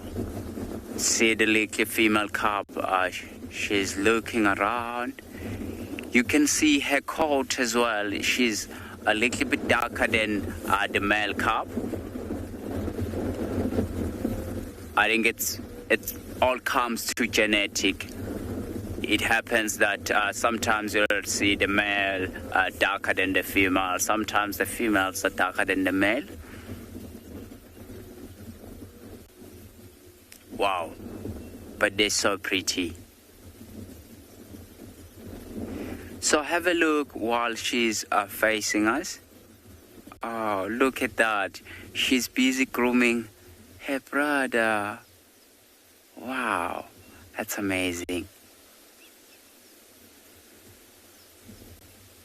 So the mom has lied down next to her cubs. She's such a good mom. Look at the young male walking around next to that ilala palm tree.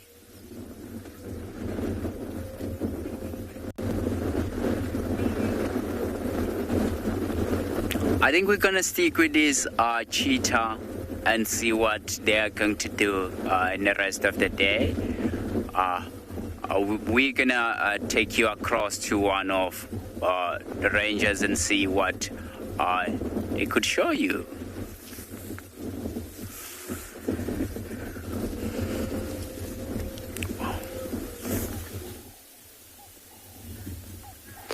Well, we have wrapped around the southern part of this pan, and we have met this bull here. It's almost like he knew this was our meeting point.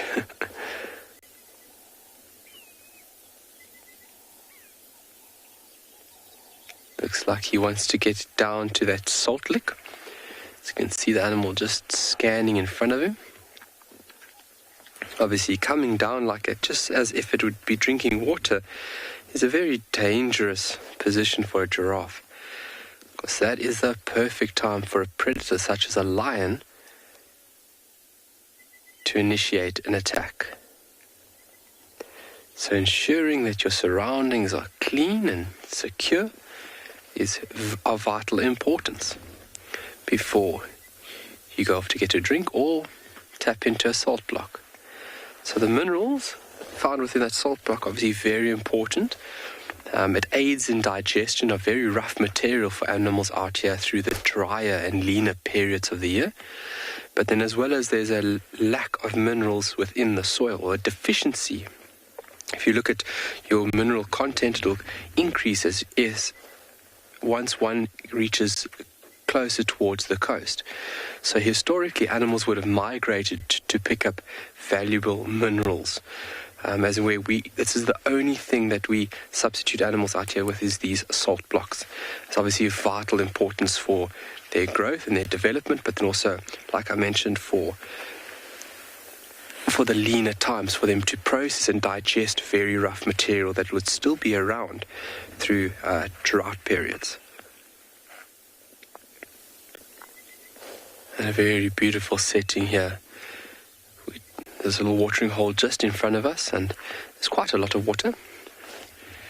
And this is where myself and Owen are going to get out, and we're going to basically walk to the other side of that nice big green clump. And that's where we're going to go look for that leaf cutter bee. There's a few wading species here as well. So once we're a little bit closer towards the watering hole, we'll start tapping into all the different species.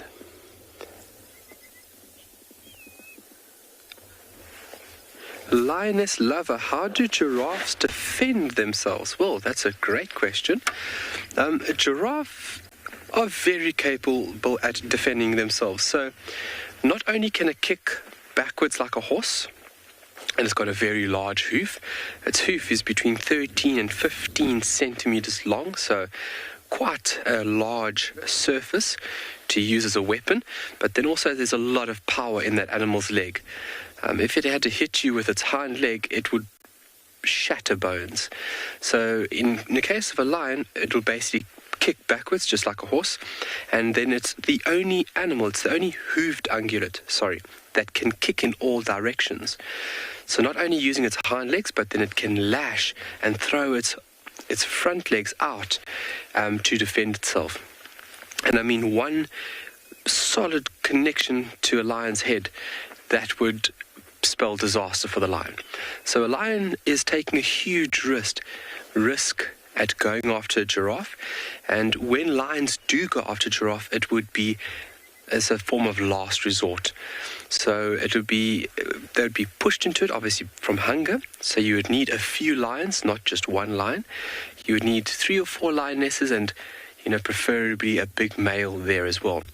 And then what they would want to do is get around the neck section. Obviously, you'd only kill a giraffe via asphyxiation, so clamping down on the air pipes. But getting to the neck is obviously a task in itself. So lions would want to offset the giraffe from the hindquarters, and once it falls, then go after the neck. But those legs come out at a volatile speed. So lashing forward with the four front hooves, and then kicking backwards with the back hooves. So a very dangerous animal to hunt. So it defends itself quite well. Females would defend calves by almost running and almost stampeding over carnivores, just to defend the little ones.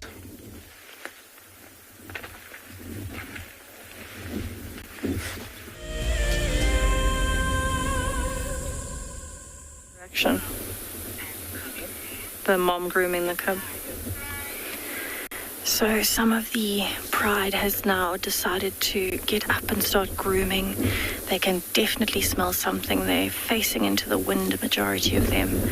But the young lioness that was in front of me has actually gone over to join her mother, and her mother's busy grooming her at the moment, which is incredibly cute to see. But it's also very important for them because they need that social bonding time, that allo grooming. They're licking each other's necks at the moment. So we actually noticed when she walked over, she had a bit of a slight limp on one of her back legs. Maybe she pulled a muscle or something while they were hunting, or maybe even fighting over a carcass. And so that's probably also why she's gone straight to her mother and is lying there, because it is a bit of comfort for her.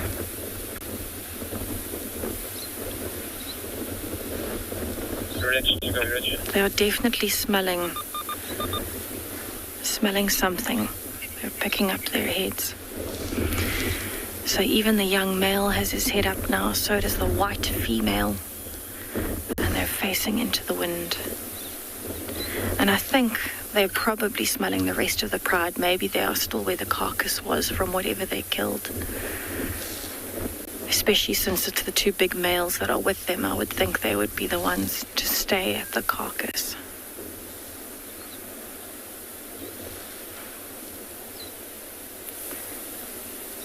So they look like they might want to move at some point, but I don't think they're going to move far.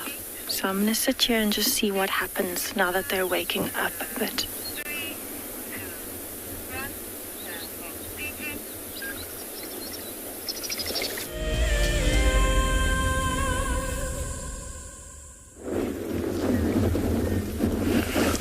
Welcome back to Pinda and Beyond.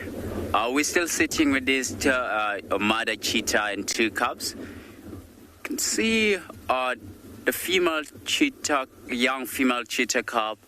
She's still very interested on the wildebeest and water bugs. But the mom, she's not very keen with it. So mom, she's the one that's sitting in the middle. So that's and the one at the back, that's a young male cub. And have a look at the black line that runs from the eyes to the mouth. So that black line is to help them to take out the glare of the light, because they active in the daytime. And you don't really see cheetah moving at night quite often, unless if they get disturbed by bigger predators while they're sleeping. They don't sleep. They don't do a deeper sleep. Do you see the body language of that little cheetah cub? Busy, interested on us. She's interested on some water bugs at the moment. But the chances of her catching those water bugs are very slim, because there's not a lot of cover where she's going right now. She's definitely trying to ambush around. And the little brother is up now. He also gonna follow her sister.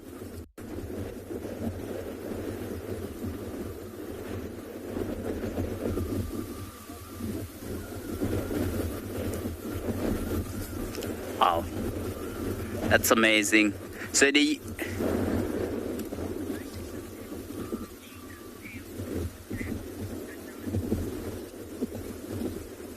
tip of the cheetah's tail, it's actually white. It's got a white tip on the tail, and so normally I'm not too sure, 100% sure why it's got that white tip. But I believe if they're walking on the long grass, and mom might have that white tip as well, so that they can see which direction is mom going to. Can see mom as well. She's looking around.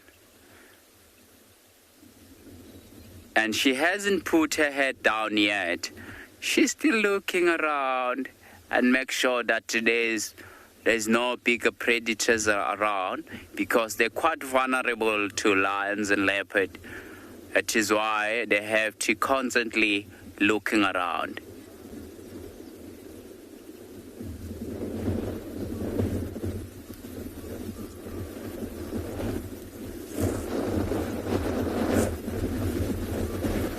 She's gonna shortly follow the calves, because she doesn't want the calves to go far away on their own.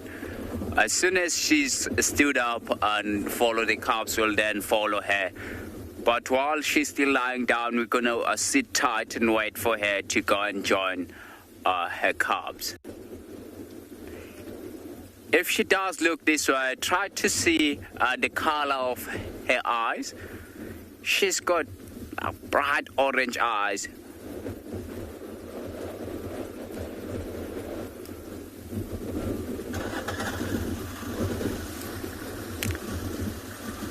She's still looking around. There we go. Just sit up now. So the calves are also hiding themselves against one of the bush just up ahead here. She still see them. So she's gonna go and follow them shortly. But before she started to go, she wanted to make sure that in the area where she is, there's nothing even behind her.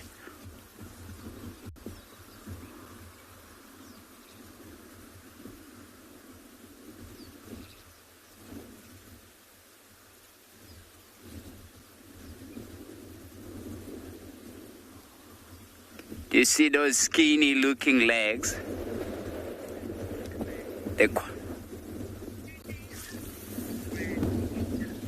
Grandhilda mostly they all prefer something small, like a female nyala or female impalas. Sometimes they do go for male nyalas and male impalas, but they don't really prefer the male nyalas and male impalas, excuse me, because they've got those sharp horns. And they also go for daikas as well.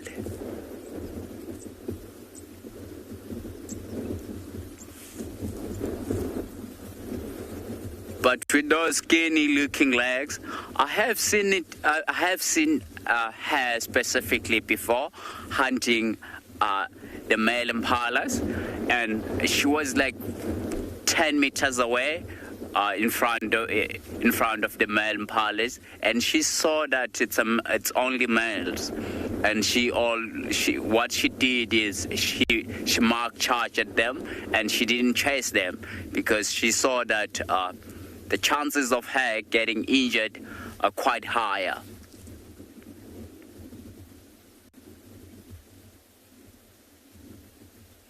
But she's still looking around.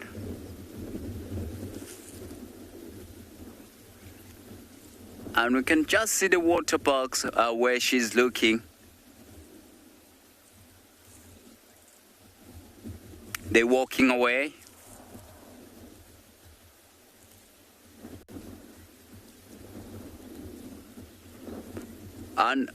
And for those water bugs, for her, a little bit bigger. And also, it's quite open here. She has to go closer.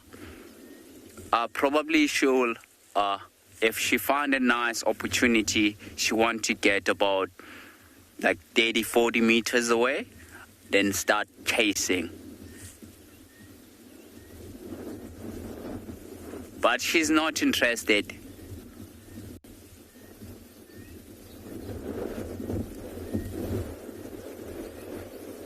Look at those eyes. That's amazing. Wow. That's beautiful. Cheetahs are the one of my favorite cat.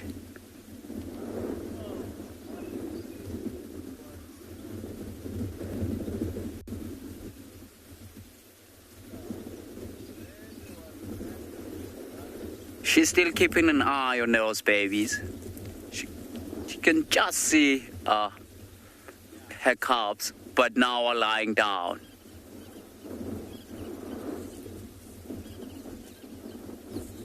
Yeah, there she goes.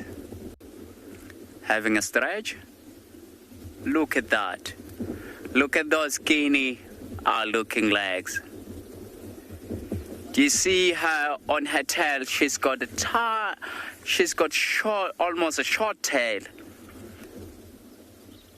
We thought that she has perhaps come across with a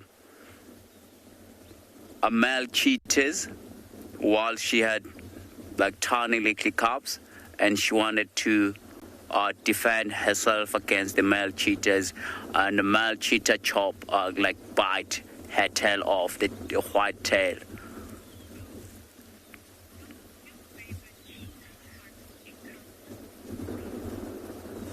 Bill, that's a good question. I've had like plenty because I've been so lucky. I've been with the company for quite some time, and I've seen plenty of kills. And to pick up one, it's always very difficult. But the one that I saw, I was on foot, walking, trying to find a cheetah. They were just below the lookout point. So we were on foot, walking up on this nice hill, and looking down, we saw this mother cheetah chasing the impala, and she did like manage to kill it and caught. We saw the whole action, and she managed to caught it, and she went back. I think it was a mother cheetah and 3 little cubs, and she went back and called her cubs, and we saw them feeding after that. It was really amazing to see a cheetah with full speed chasing impala. I was so happy. I was so excited to see that, because you don't often get to see that, more especially on foot. So what are we going to do? We're gonna follow this cheetah. They just gone behind the bush there now, hiding away, perhaps from the wind, but we can just still see them there.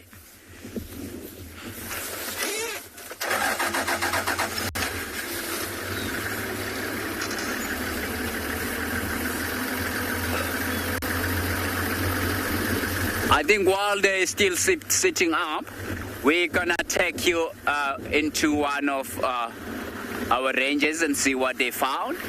And we are going to spend time with this cheetah because we can see that they're still active. So we might see some action. I'm so happy. I'm looking forward for the action.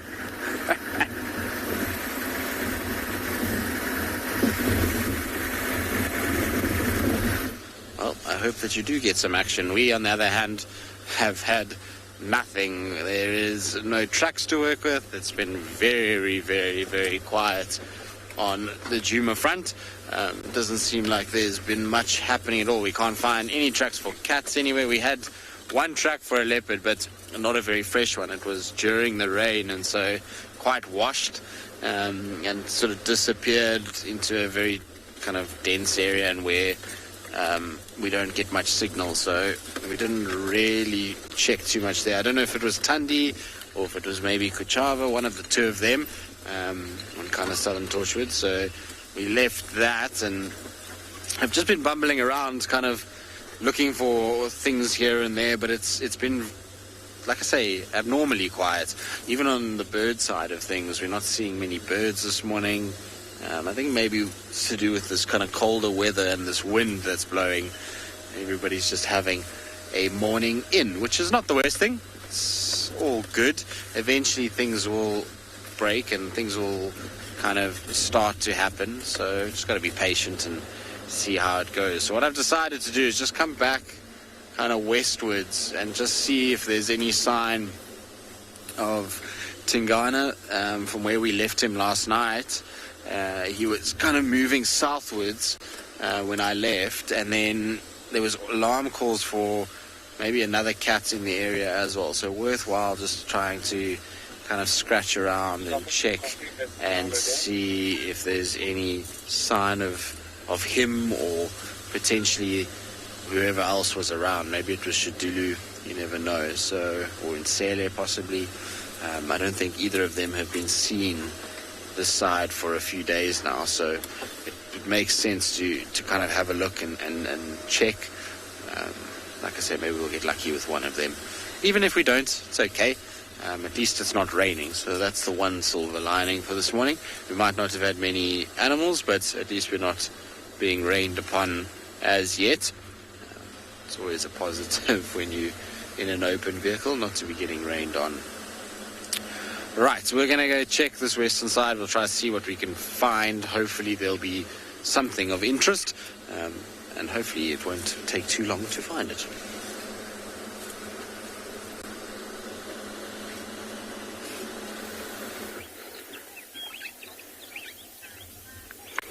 All right, welcome back to this side of the world. We are trying to pick up a very sneaky bird, this tangled mess. But obviously, like I mentioned, this tree thorn providing a very safe haven, especially for birds that feed on seeds. So while they're moving through this thick undergrowth, they've got a form of concealment, but then also protection. And the bird that we're looking for at the moment is a bird called a grey-backed sparrow lark. And it's got a very distinctive colour scheme to it. Black face with a white cheek, black chest, and then this pale off brown wing bar. And just to pick it up, it's a bit sneaky, but what we're doing, our plan of action, is just to sit still and then to pick up on movement through this undergrowth. That's the easiest way we'll find this bird, because if we move, they fly. I'm just trying to pick up. We had one right now that was just off where Owen is busy looking, and it's a very distinctive and very prominent bird, very easy to recognize. It's found more to the western regions of South Africa, west and south. So basically Lesotho going north, that's its cut-off boundary. There's there, in the gap there, to our 1 o'clock, Owen, 2 o'clock, sorry, there it goes. Got him. Just let me know if you got visual there. Sporadically. This is what makes birding enjoyable, when you really have to work for a sighting. And you just don't have it, up and in front of you. It just makes it a little bit more enjoyable. Let me push up a little bit, Owen. Let's see if we can get another little gap over here. Just hold on for us, folks.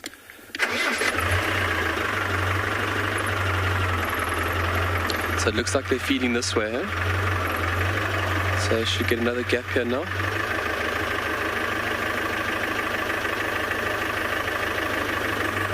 And in this area, we're also looking for those coursers, another very beautiful little bird. And also it would be a lifer for me, either the birchals or the timics. Got him. Keep going.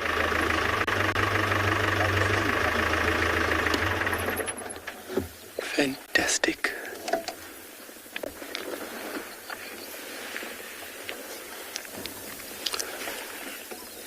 So this area where we're in now is a perfect area to find these birds.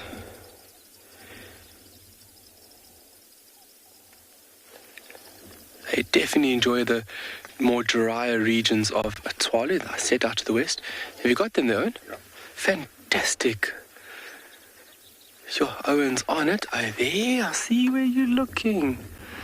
So the beautiful black and white or black and white and grey displayed individual would be the male. And then the off brownish individual trailing behind, that would be the female. And not uncommon to see them in small little groups. They do form monogamous pair bonds, and they are nomadic. So that means they can move and shift in response to that of rain. There, they're coming out into beautiful view now. You got it there, Owen? Yeah. Oh my word, look at that.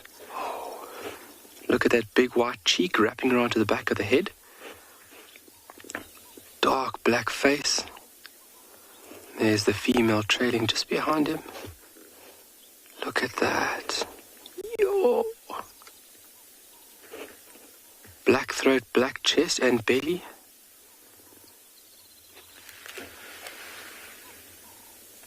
Very nice. So like I said, these birds feed on seeds. They predominantly feed on seeds. Fantastic. Yes. How's that? Wow. So this area is just making a great and suitable habitat for species that we wouldn't find in other parts of Tswalu. So ranging out here really makes it worthwhile, especially for these smaller and elusive species. Like for myself, I'm still waiting until I can lock down on that pink-billed lark, a species that will range a bit further east in favorable periods, just like we're having right now. With the rains, these birds will range out and also go into places that you normally would not continuously find them in. Oh, there's a bishop, Owen. Almost 12, 3 o'clock. Yo, it's the only orange thing out in the green mass there. It's so hard to see. We've got a bishop. So the reeds that you saw in the picture earlier, bishop is a species of bird that makes a beautiful woven nest. And its color, this is actually a juvenile. Do you see the... Oh, my word. I can't even have I don't even have a reference point. So it almost at our 3 o'clock. Do you see where the green patch opens up into like the grassy plain? Yeah. Almost in the middle. We're going to send you off. We'll try and lock onto this bird for you folks, and we'll see you back this side.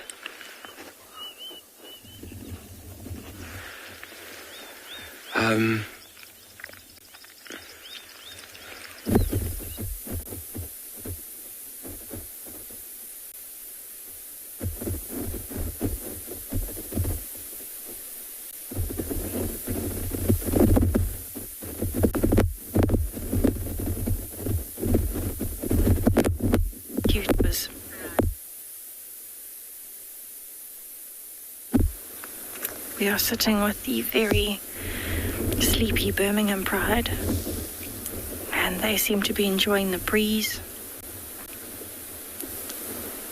And there's one actually lying with its tail on the other one's stomach. And I think that's very cute. But they seem to be enjoying the breeze, they're relaxing.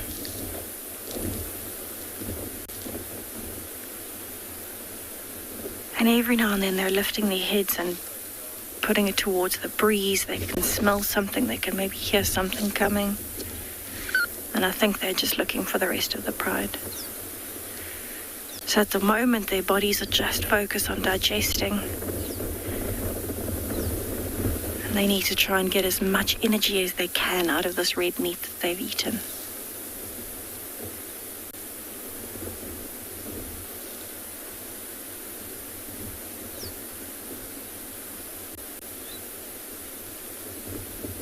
It's always fascinated me how lions, no matter how hot it is, will be in a very small group, sleeping all on top of each other in a very small space. And today I can understand that it works a bit better because it's cooler, it's windy. But they are so socially bonded, and it's so important for them as a pride, not just when they're bonding like this, but also when they go into things like hunting, when they split up and need to find each other again. It really helps when they've had this close contact with each other.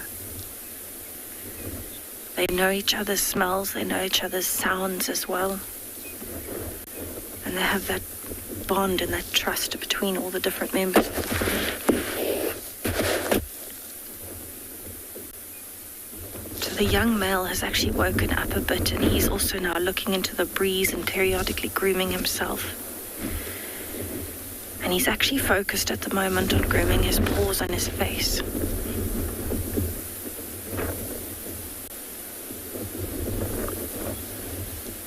But he is looking incredibly well, considering what he was like a few months ago. He really is looking much better.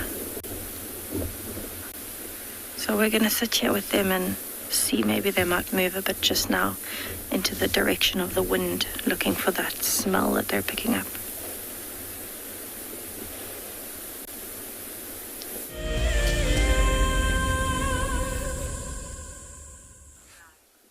Well, we at least have had some success. It might not be finding the animal just yet, but we at least have the tracks for, I'm pretty sure, Tingana. Now, these tracks are quite fresh.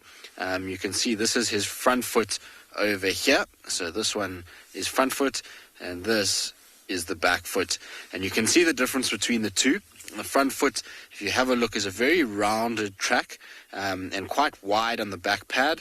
And sort of, if you had to draw a circle around, you'd make a perfect circle there. Whereas this other one over here, well, the back foot, you'll notice has a much more kind of oval appearance to it and not nearly as wide at all. Now, the track itself is looking bigger than what his footprint actually is, and that's because the substrate is very, very soft. So as he's stepping in, so his toes are splaying a little bit. So you can see a nice kind of gap between his toes, and it's opening out the track a little bit. Normally, you'd find these toes a little bit closer than what you have here. I'm surprised, though, that he's not showing claw marks on this particular track because of how deep his toe went in.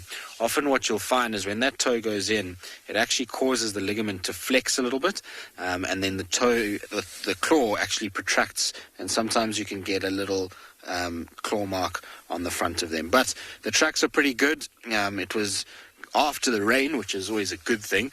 So we're going to try and see if we can maybe find them. I suspect that he's going to have walked quite a bit with this weather. It's not exactly warm this morning, so good weather for him to be able to go. So we're going to track these. Hopefully we'll be able to find him somewhere in this area.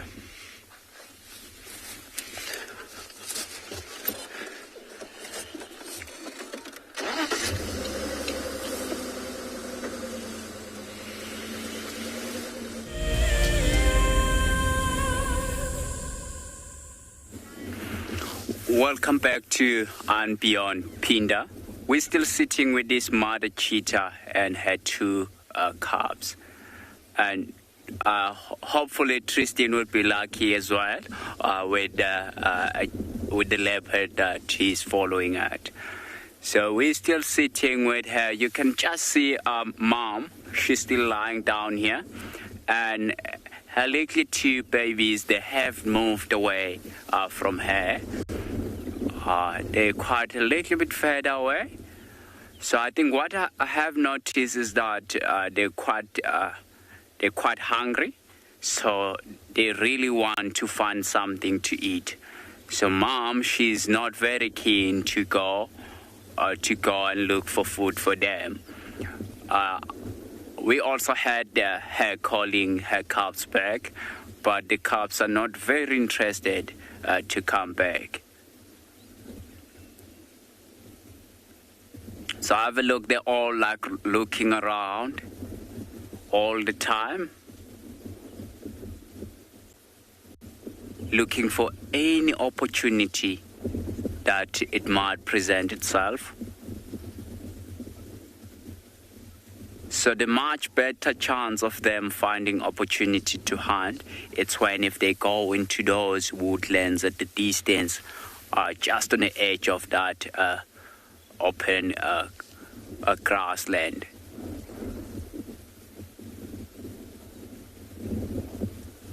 And that is why the cubs, they want to lead mom into those areas, because they know that the much better chance of them finding food will be on those trees.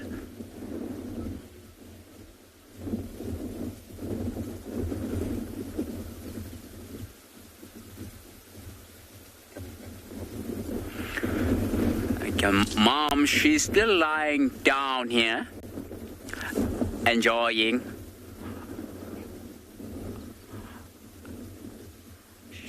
I think she's quite happy where she is, away from the wind, trying to make herself nice and warm there, sleeping against the bush, or lying right next to the bush.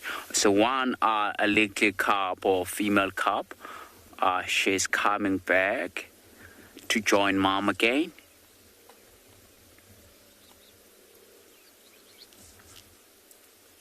Have a look how that little cub was using the game path, because it's nice and easy for them to walk along the game path.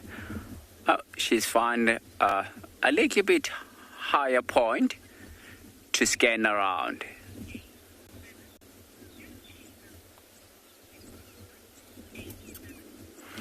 Culture A7. So cheetahs, they don't really roar like lions or rasp like leopard. So the only noise that they will make, they purr exactly like a house cat.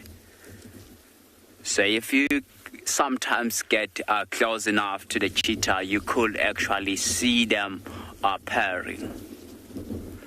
But it seems like that little female cub just lie down again.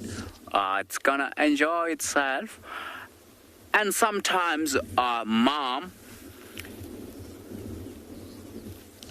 if she want to call her baby back, she'll pet. She will. It's like a whistle.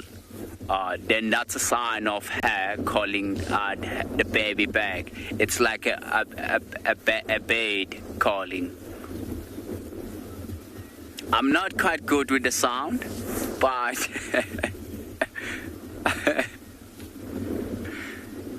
and I don't want to make that sound, because if I do make that sound, I might scare her away. So I don't want to do that.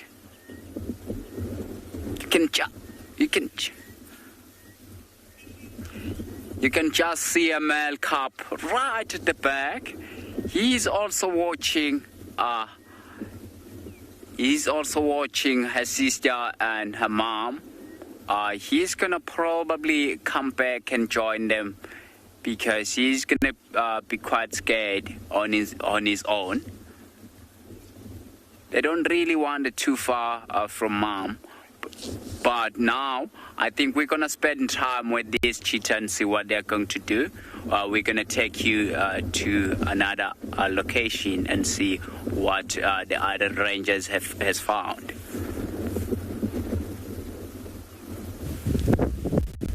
As you can see, the animals are hiding from us. There's a few impalas here and a wildebeest.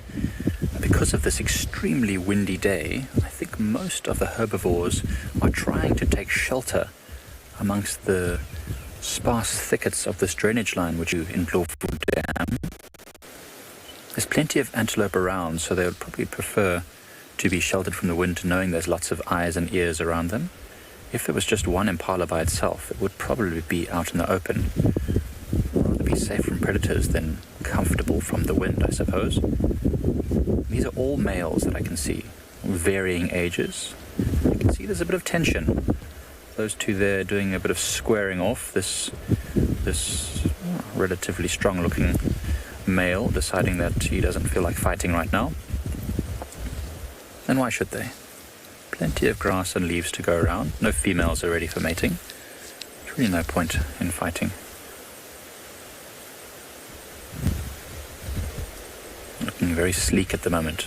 Because they are not focusing that much on fighting and mating with the females and that kind of stuff, they're spending a very long time feeding, making up for the sparsity of food that they had after winter, making sure they're as strong as possible when March, April comes along and they start rutting. It's all about building up some muscle. Themselves. Together. Every now and again gusts through and there's a bit of cloud cover that's starting to push over. We're expecting a few drops to fall at some point this morning. Don't know when exactly it's going to happen. As you can see from that nice relatively blue sky we had this morning, it's now turning into a dark and ominous and gloomy morning. Let's hope that it doesn't disrupt this morning's game drive though.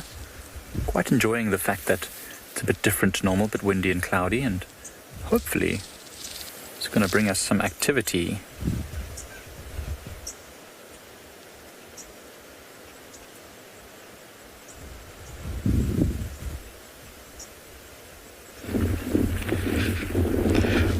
Alright, just before it is totally gone, we are ranging a little bit further west of here to make our way around this pan, and the wind has already, in the past 3 minutes, detrimentally affected this track. I don't know how much of it we can still see. Yeah, it just looks like a slight disturbance in the soil. But let's try it anyway. So we're on this one here, Owen? Okay, these two here. Phew, yeah, it's unbelievable. So the soil over here, if you can just focus on the stick over here, Owen, look, the soil is very fine out here. And these tracks were delicious. They were prominent, we could see all the markings, and literally one little gust and it's almost like cleaning the slate. So what we've got over here is long toes. We've got a toenail over there, we've got a toenail over there, another long toe there. There was a toe over here, and then there's another part of the toe over there. Let's just see if we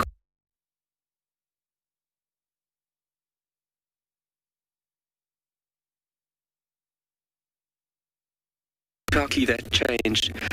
Okay, so we got toes, and the general shape of the track should look like someone like this. It should almost look like a reversed K.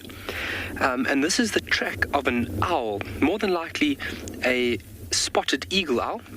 It was walking up this dune over here, sat here by this shrubbery. And I'm just going to point it out. So this is one toe. Are you on this one, Owen? Okay. So this is one here. Across this little blade of grass. This will be the second toe, so the two toes facing forward. There's the next part of the toenail. This is the bottom side of the K. This is the second or third toe, sorry, and then the fourth toe would have been somewhere over here. It really has been affected in the past 5 minutes. It is a beautiful track to see, and something that you really need to appreciate from its unique shape, because you don't often get to see it. Just see over here if we can't see it better from another angle. Okay, Owen, can you focus on this one by any chance? No, too close, okay. But here you can see over here, this one's a little bit more prominent maybe. You can see there's one toe, two toes. There's another one over there. Yeah, I see that. Okay. No, okay, let's move it. Yeah. Okay, so unfortunately it has been affected, but this is the track of a spotted eagle owl, and a very unique shape track. That's what initially got my attention, is just the unique structure. I had to reverse the car back and take a second look, and it would have just been resting, walking up here, scanning and just listening and understanding what's going on. And then from this position where it was sitting here in the shrubbery, it then took off, because the tracks are obviously no more from that point. But you can see how big the animal is. I mean, the animal's height would only be over here. You can see the distance between the track. That'll be the right hand foot, and this will be the left-hand foot.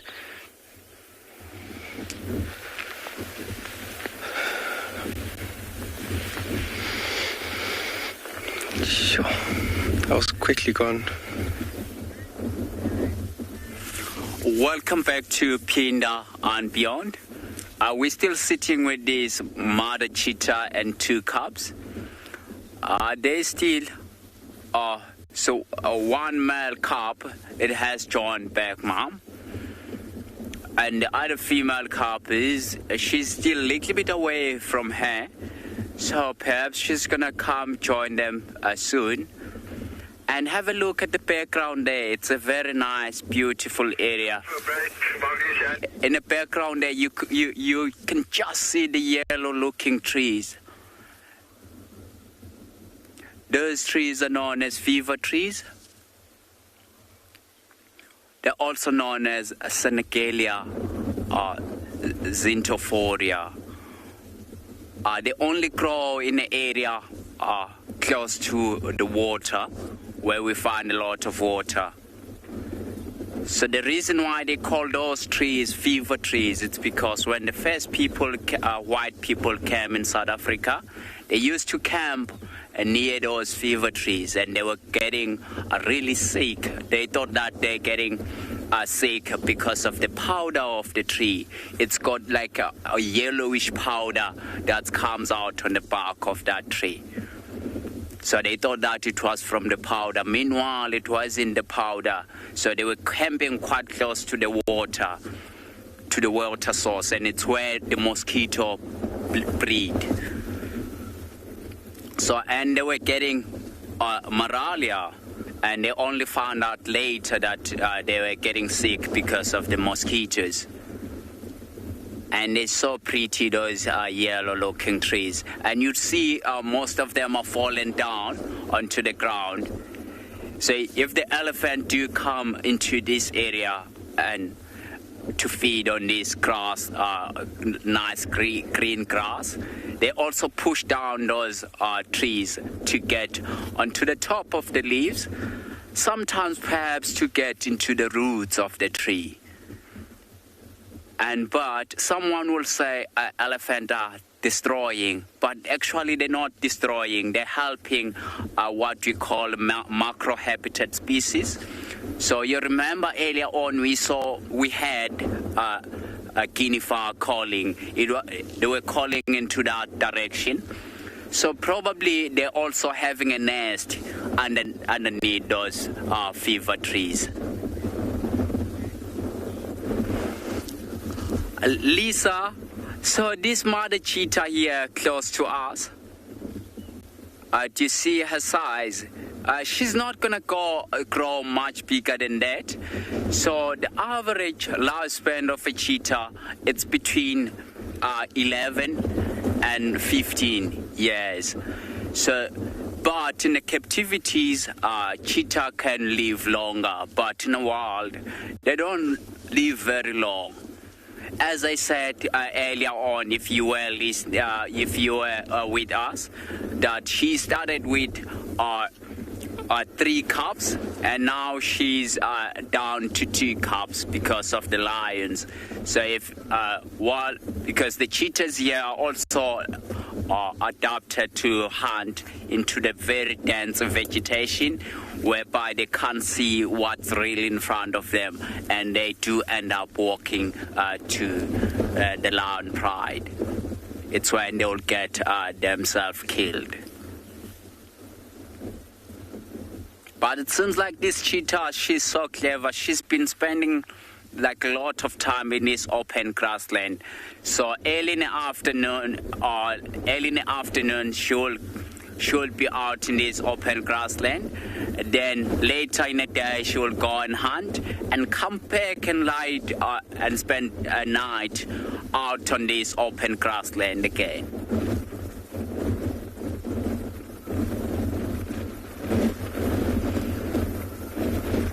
Can just see her, she's falling asleep now. But she's constantly keeping, you see, she's got her eyes closed, but she's constantly keeping the head up. so that if she hear the tiny little sound or noise that she's not familiar with, she could immediately open her eyes and look around.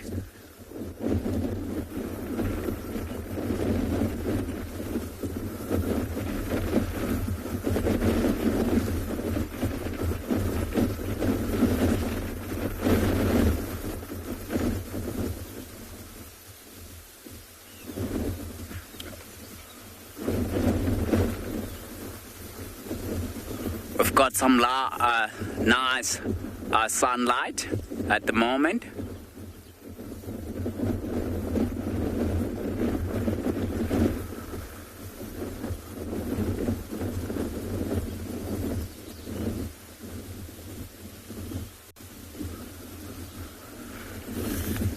So behind that female cub,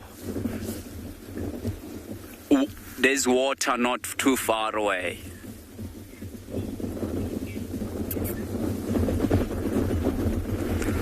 So the small cubs that we get in Pinda are, I think, if I'm not mistaken, there's 3 little tiny cheetah cubs, which are still like 2 to 3 months old.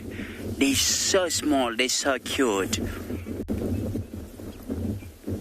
Small cat species. So small cat species are sure. I think the smallest cats will be a Janet, but Janet, it's more close related to mongoose than a cat. And we also got a several, but it's very rare to see that cat. But the cat that you do tend to see the most are the cheetahs, and yeah, I think mostly cheetah. Sometimes there was a record long time ago whereby they introduced caracal in a game reserve, but we haven't seen them on game drive yet. So I'm still looking forward to see the caracal.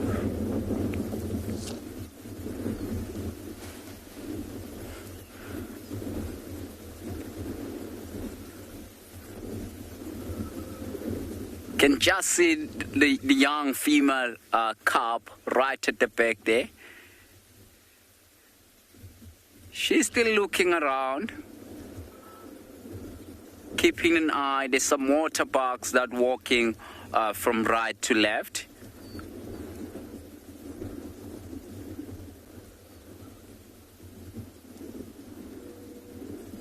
But it seems like she also lost her interest now onto those water bugs, because she can see they're quite big.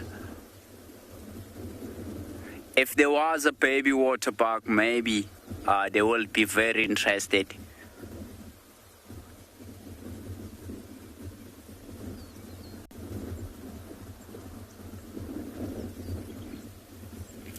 It's look like mom, she has seen something, or she just turned around. I think we're gonna spend some time here with her and see what she's gonna do, because it's nice and cool and it's not that hot, and this is the very perfect time for the cheetah to be moving around. I think we're gonna take you to another location.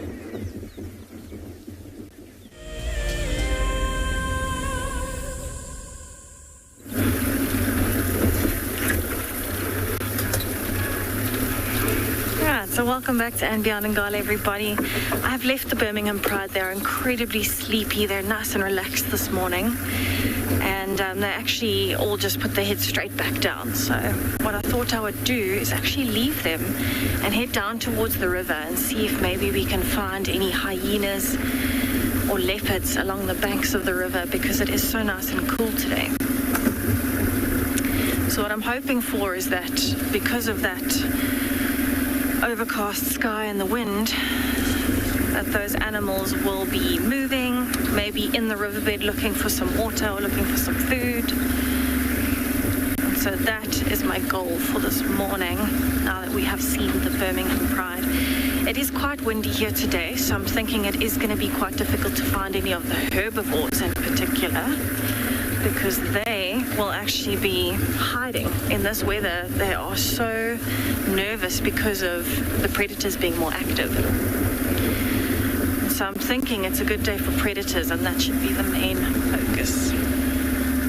But it's actually been quite lovely because we've seen a lot of birds in this weather today. So they've been the vultures, some still around the lions.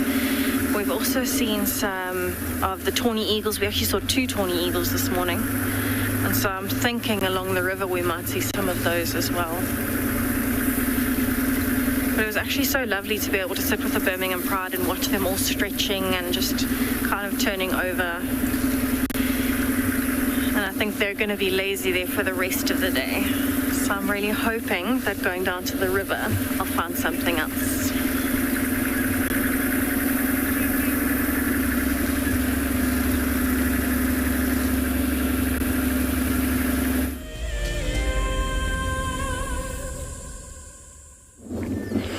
Welcome back, everyone, to And Beyond Pinda. We're still with this cheetah. You can see just the one in the front there. That's one of the male cub. He's very interested on the water park now, because the water park, they have turned their head away.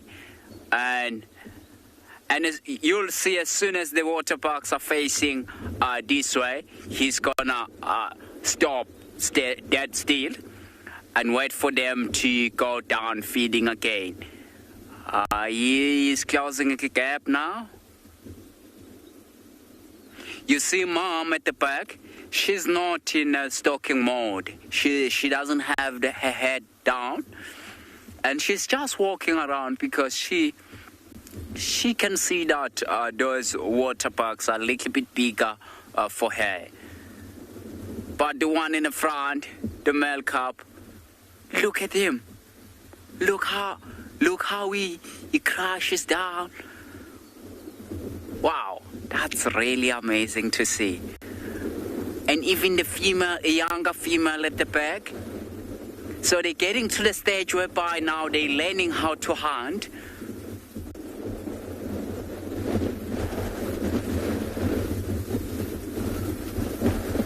You see, even the mom now changed the body language. She's now all of a sudden very keen. And now it's quite windy. And the wind is blowing from the water park to the cheetah. But one water park, it's looking straight this direction.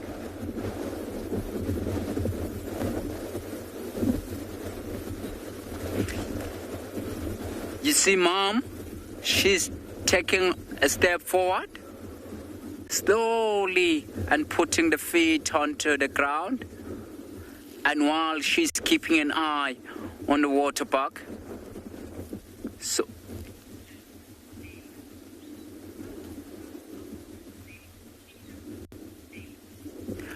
David, the water parks are really big for cheetah, and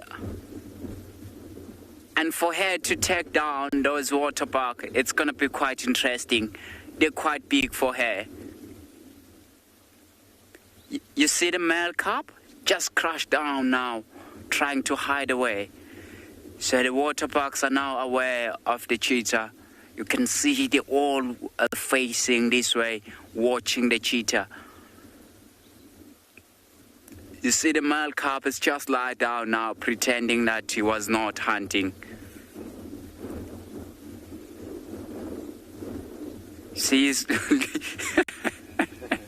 he's now looping around and trying to get in line with the bush so that he can get a lot closer to those water parks.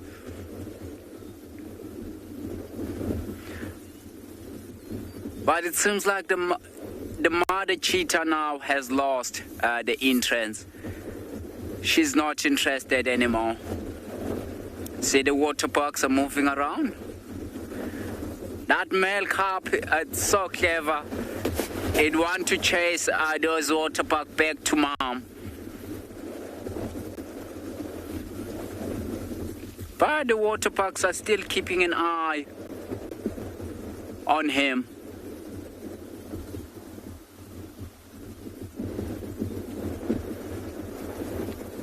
See, he's getting his head lower to the ground.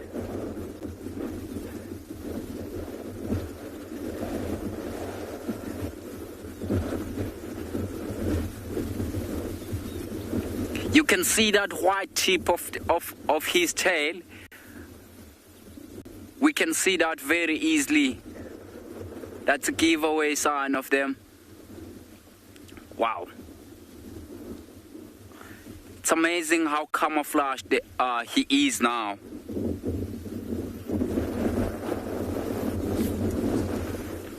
Wow. So now the other female, he's looping around, doing a bigger loop.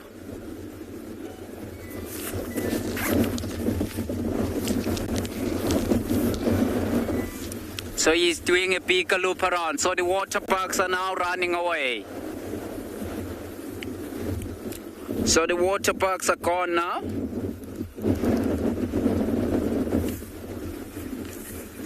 Water bugs are still running away at the distance now. Can just see them. Can just see that white ring behind their back. They're far away, so now the cubs will go back perhaps and join mom again. But at least it was really nice to see them attempting the hunt. So I think because the water bugs have moved away, so we're gonna take you to another live, remember live location.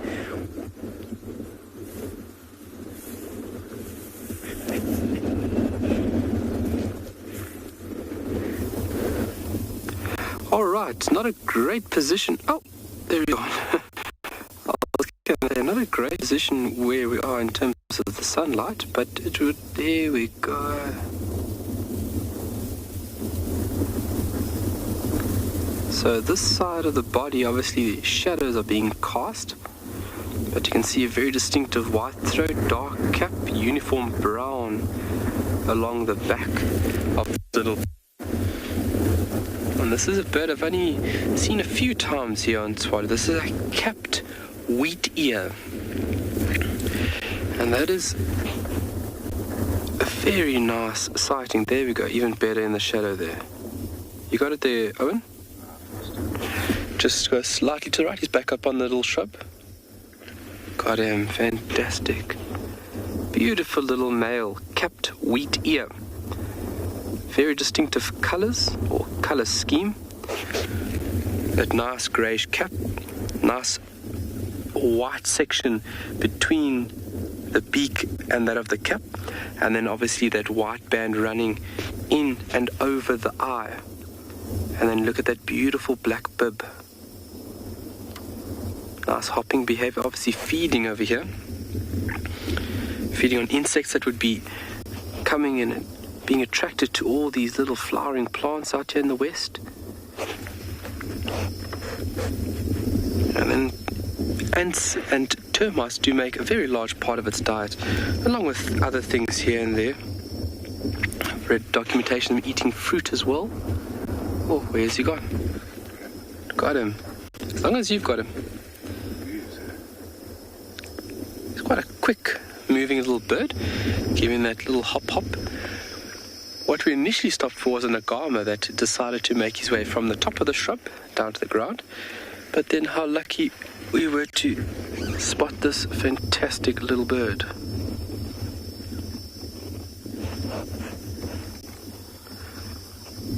And this short shrubby vegetation makes for very interesting birding because they can just be hiding in and amongst all this. Wow, look at that. What a fantastic view. You can also see by behavior, its upright position, how that bird was standing, typical of wheatear. You've got that very upright, almost soldier-like stance. Choop.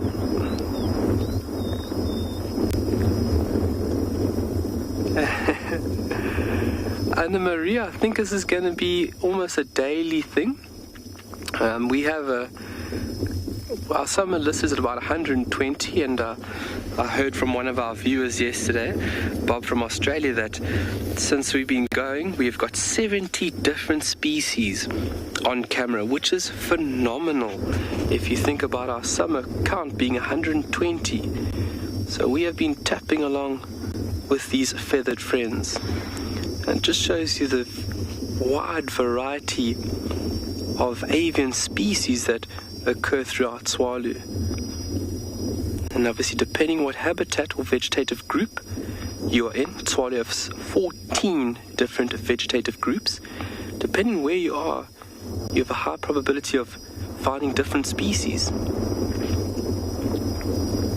Fantastic. This is a male capped wheatear. Female will be a little duller in color and as well as patterning. Very special to see. And like I've mentioned, only 2 or 3 times I've seen this bird on Tswalu. So even for me now, it's a privilege to learn and to understand a little more about this species. Almost roadrunner-like movements. This is to really start their chorus now. Obviously the heat has reached a point where they can control that sound that they are producing. Wonderful. What a treat.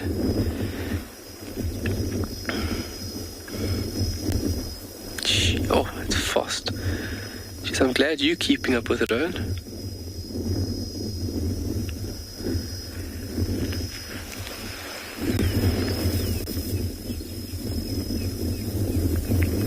So what's very unique about this little bird? Obviously, it's a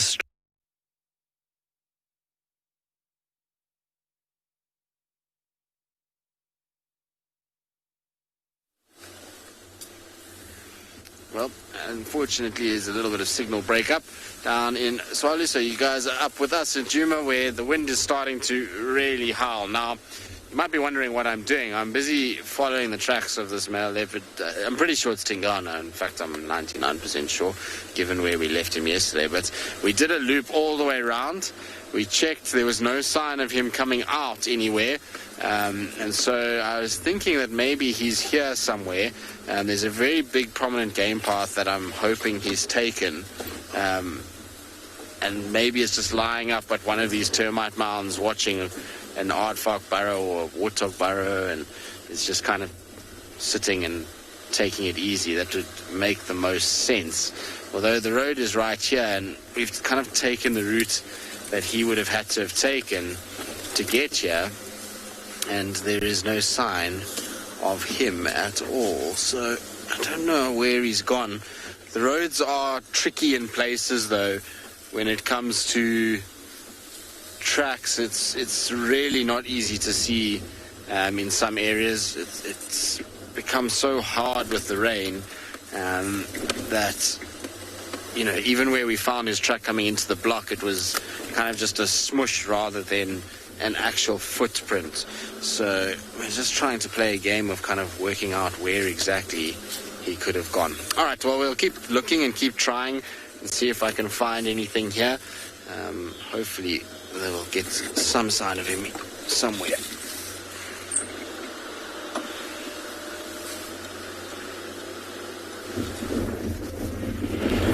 Okay, welcome back, everyone. We are at and beyond Pinda again. We still are sitting where there's mother cheetah and 2 calves. Let's hope that Christian does find the leopard that he is looking for. And have a look, now this cheetah, they're gone right next to the waterhole. So they're busy watching at the waterhole for any movement because they're quite scared of crocodiles as well. That is why they're keeping an eye on the waterhole. I think what they want to do is they want to drink water. That is why they came right next to this waterhole. So we are going to spend time and see what they do. And you can just see Mom, she's still looking around the waterhole.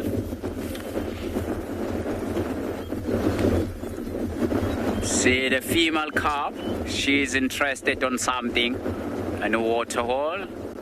So it's in a waterhole where we saw the crocodile earlier on. It might have gone under or just around the corner where we can't really see nicely.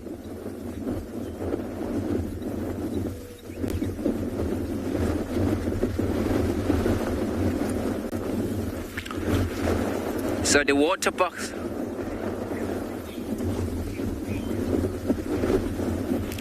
Chris, the cheetah, they do protect their cubs with moving away from the danger. They don't really try to fight with something that's attacking her cubs. But mostly if they do come across with leopard or lion, or sometimes hyenas, Mom will mark charge at the lions or leopard or hyenas, and so that that predator will focus more onto her, and the cubs will then run away by that time, and she will turn around quickly and run away because she knows that she can run much faster than the other predators. So that is why sometimes they do get themselves killed by doing that.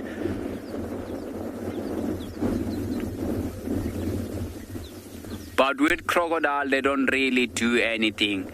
If the crocodile attacking the cubs, or if she does spot a crocodile in a waterhole, she will then call the cubs, and perhaps then they will move away. Do you see her body language? She just changed body language because she knows that around the waterhole there is some crocodile. But judging by her body language, it seems like she's very thirsty and she wants to drink water.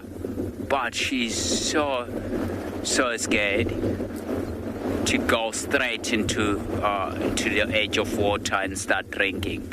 You see her body language now? Completely changed.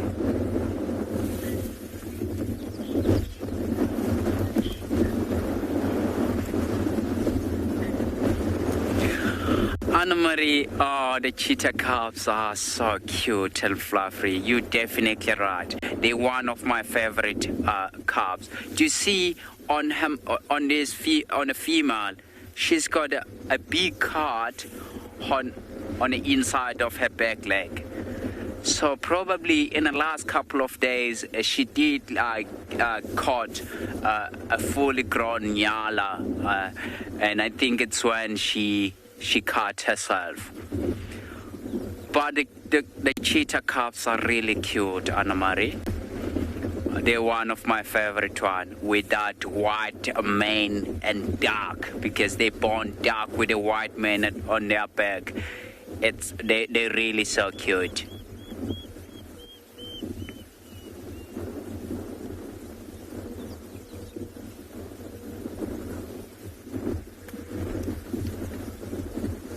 So before they start walking down, they want to make sure that they can't see anything in the water. But because of the wind, it does make them even more scared to go down, because they can see those tiny little waves in the water. You see her body language again?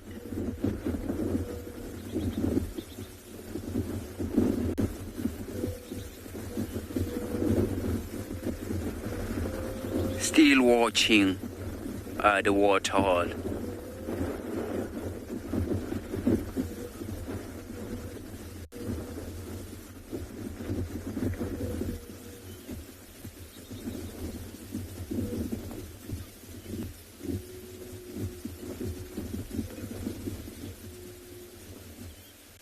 As she goes again. next to the edge of the water to look around.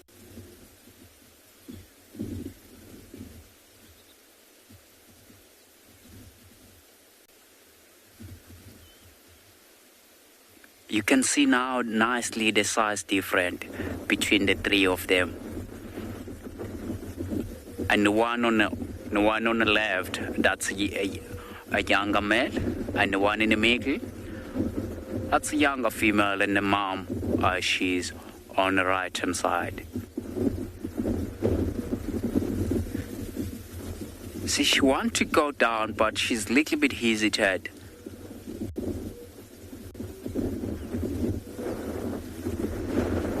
She's still scanning around.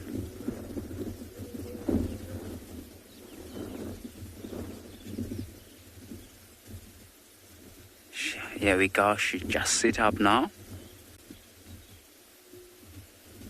Still watching the waterhole.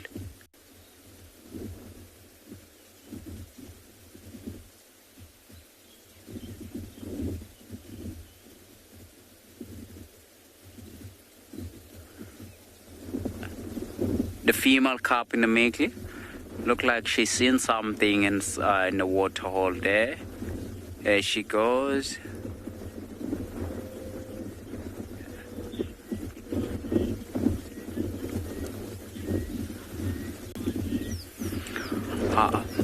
Mali, this waterhole, it does sometimes full up, and in the area where we are, in a wet season, will be underwater. So this area, in this open grassland, it's known as a floodplain. It's where the two rivers meet, and it will be underwater in the wet season. But we haven't had any more rain this year, which is a scary part, because we still need more rain. Because some waterholes, bigger waterholes, are dried up at the moment, and we still got like tiny little bit of water. Yeah, she comes back.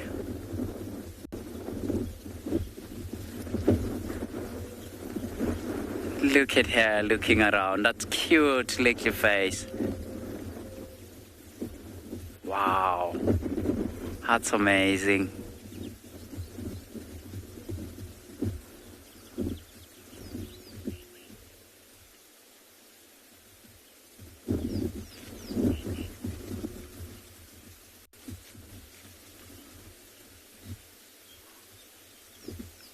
Can see mom, she's very tasty.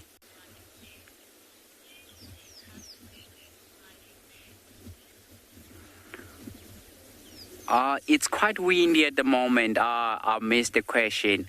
It's quite windy here where we are.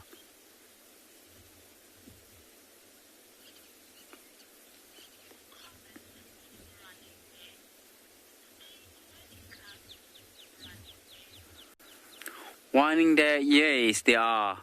And it's really nice to see these calves. And they're so cute. Cute little calves. And probably they're gonna go down if they feel more confident in just into the edge of water. And I can't see any other like a small pool of water just on the side of this waterhole.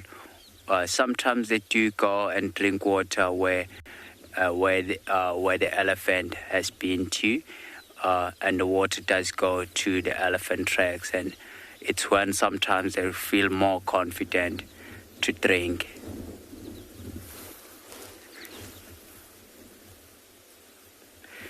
See, you can just hear now, she was calling the calves. She's not too happy for the calves to be going to the edge of water. She's still calling them. She's definitely looking after these calves.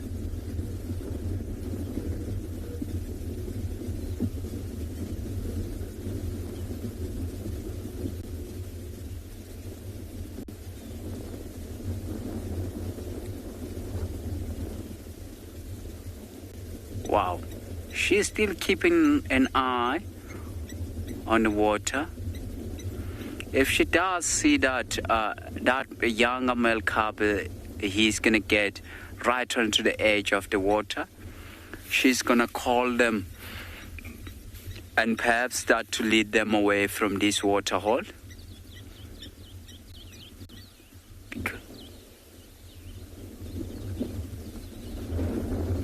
You see the young male cub? It's likely with hesitate to go down, and it's hissing at the water.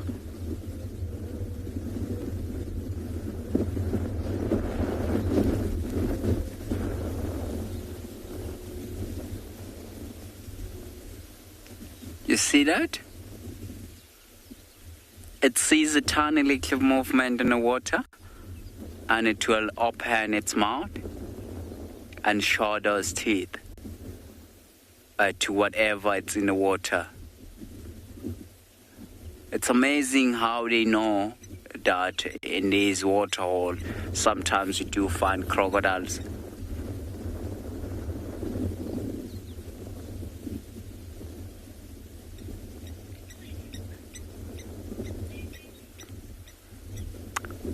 I think we're going to spend some time here.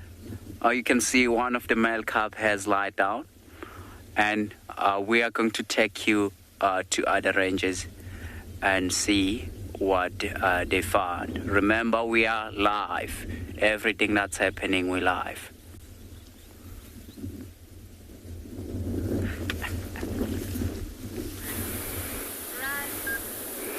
So I'm driving down the riverbed at and beyond Ngala, and we spotted these bones that are out in the riverbed. And this is actually quite interesting because it's incredibly important to see it here, especially in the riverbed that's so dry. These were actually bones of a hippo that died in the drought.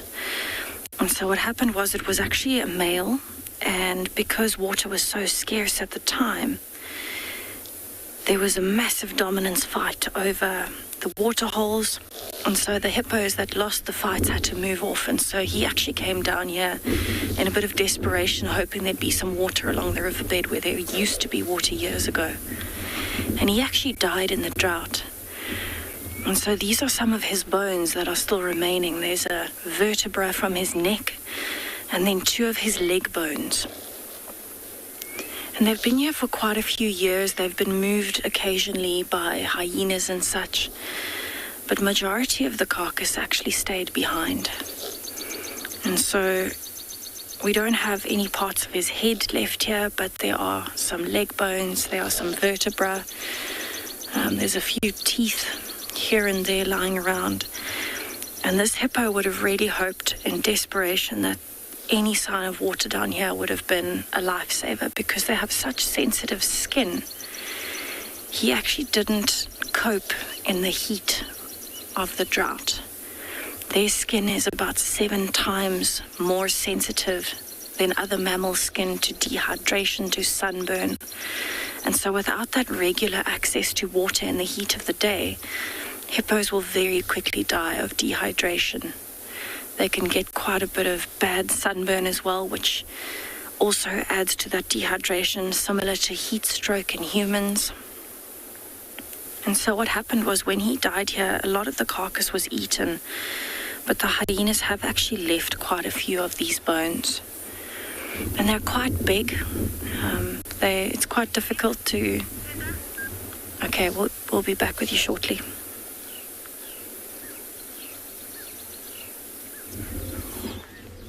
Welcome back to Pinda and Beyond. Unfortunately, we have lost one of the young male cub from the crocodile. It went to drink just on the edge of the water, and you see now the mom, she's walking away. This is the very sad part. You can just see the movement in the water there, where the crocodile taken down that young male, a cheetah cub. Oh, it's so painful. It's more than the word painful.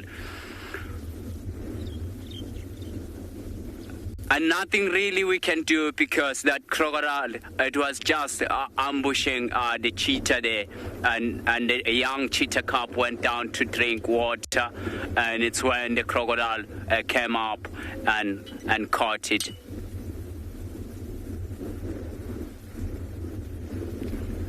So the crocodile went straight up and grabbed the cheetah cub on its neck. And the cheetah cub make a lot of noise. And you see Mom, she's walking around and hoping that that young male cheetah cub is going to come back. But unfortunately, no. If it's been taken by the crocodile, nothing she can do. That's a horrible part.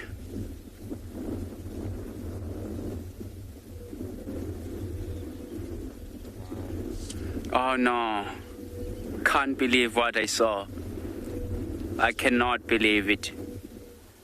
I really expected to see action, but not action like that, the one that we just saw now. The mom, she's calling her cub back. See her, she's running around now.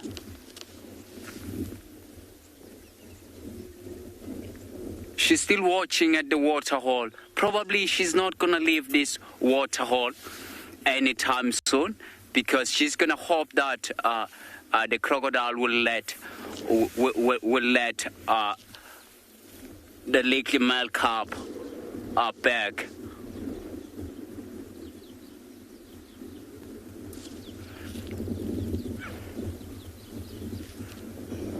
I'm really on tears right now. It is a sad part. It's amazing what nature could do sometimes.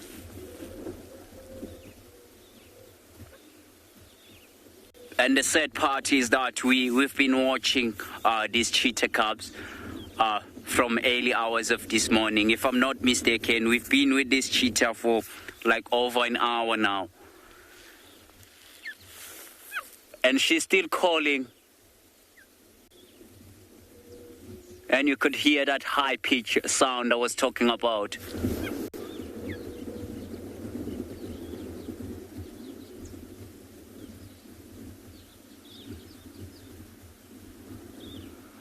So what the crocodile will do eventually, it's gonna take that young male cheetah cubs. It's gonna take that young male cheetah cubs into the, down into the mud and try to let it rot away, because now it's dead already. So it's not gonna start eating now, it's gonna start eating later on. And the chances of us seeing that cheetah cub floating are very slim now, because it's not rotten. You see Mom, she's gone back.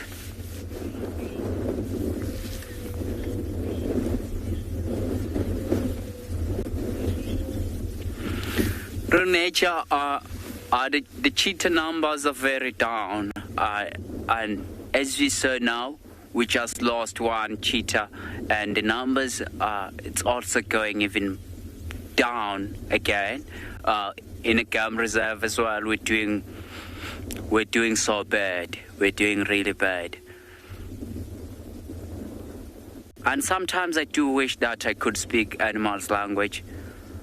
And if it was the cheetah, if it was gonna go into the area where there's some lions, sometimes we'll do something to try to protect the cheetah. But with the crocodiles, there's nothing really we can do, because we can't see what's underwater. So perhaps she's going to spend a lot of time around this waterhole. As soon as she realized that the little male cub, it's not going to come back. It's not going to be, it's not going to stay too long around here. She's going to eventually go away.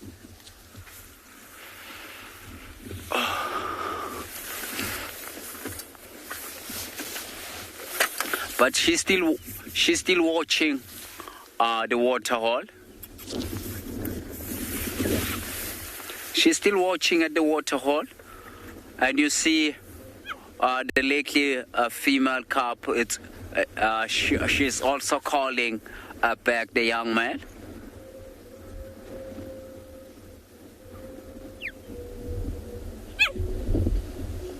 Shame, it's really horrible. Can you imagine going to town with your brothers and all of a suddenly you lost someone? It's exactly the same feeling to them.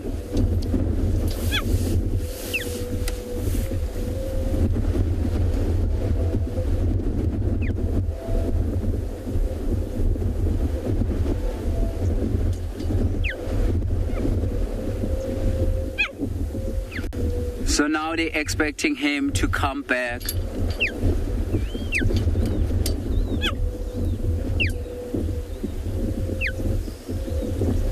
And it happened so quick.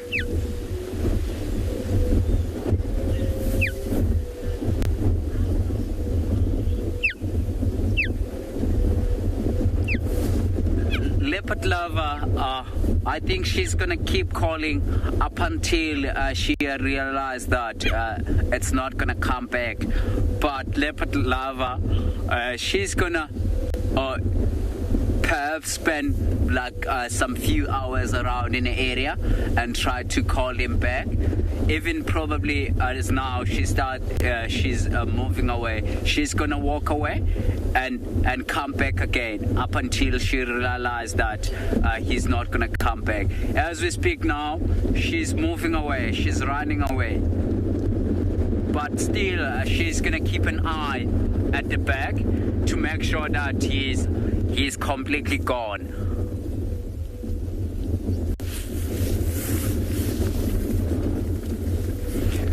She might want to approach at the different angle to call him. See, she's still calling.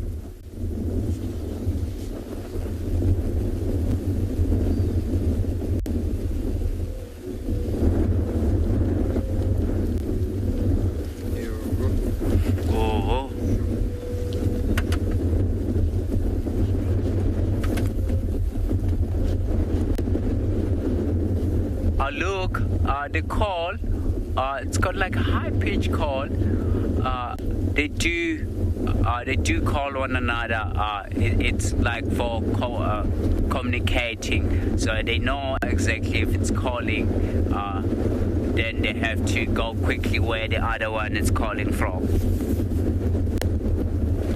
But now it seems like she's walking away. Probably she's gonna end up onto those thicker bushes at the back, but she's not gonna stop calling. See, she's still keeping an eye this side in this direction and hope that he does show off.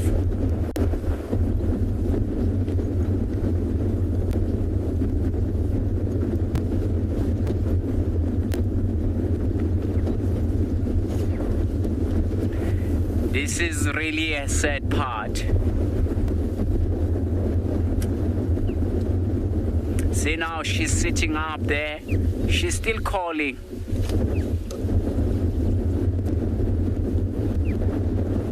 It is really horrible.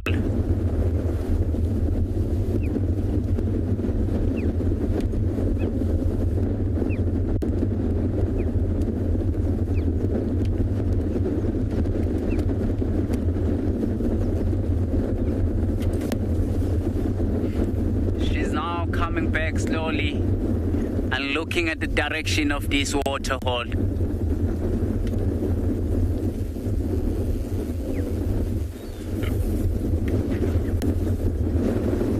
So if it was probably lions that took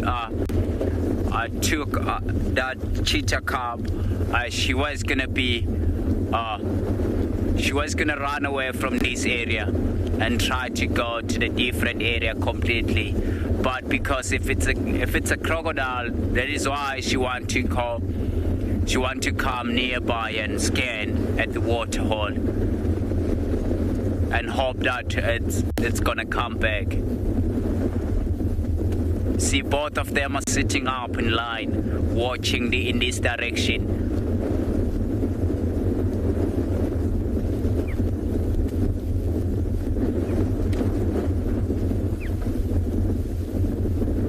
It was really horrible to watch, and that cheetah cub did like try to fight back to the crocodile, but the crocodile didn't let it away, and he jumped like quite high up as well to get away. I think we're gonna spend time with this cheetah and see what are they going to do, and we are going to send you into another live location and see what they found.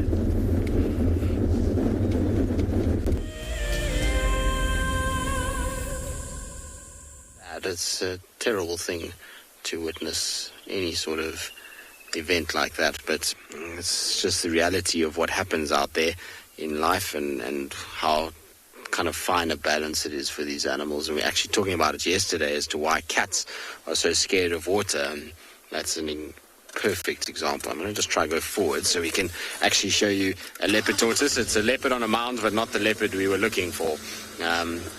It's a beautiful big female tortoise that is taking it easy. I don't know why she's going up the mound.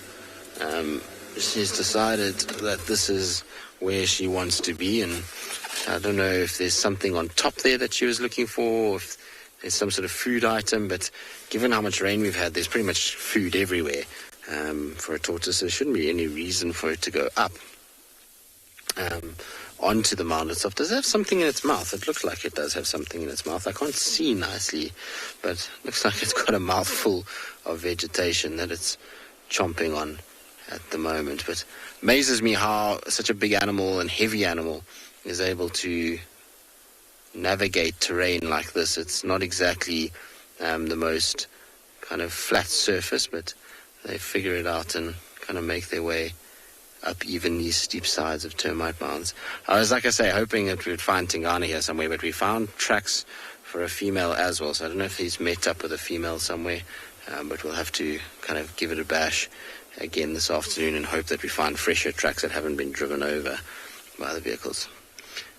All right, well, we'll leave our tortoise. It's going away from us. Let's try and see what else we can find.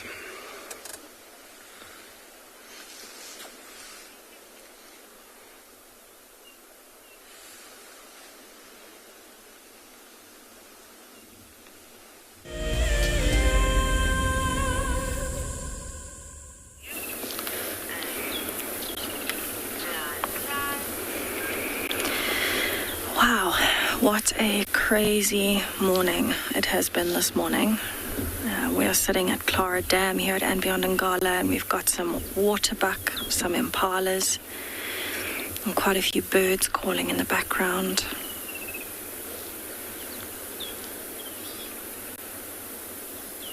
And I think naturally as well, you know, just like those cheetah cubs were nervous to go down to the water, it'll be exactly the same with these.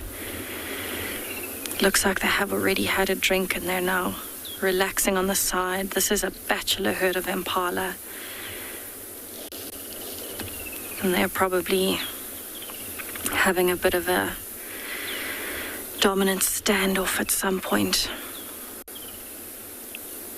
There's a few that look like they want to go down to the water to drink.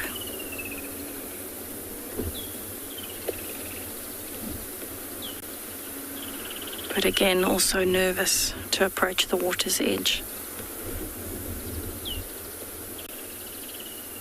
You can see the sun has come out, so the impala are shining that beautiful red color.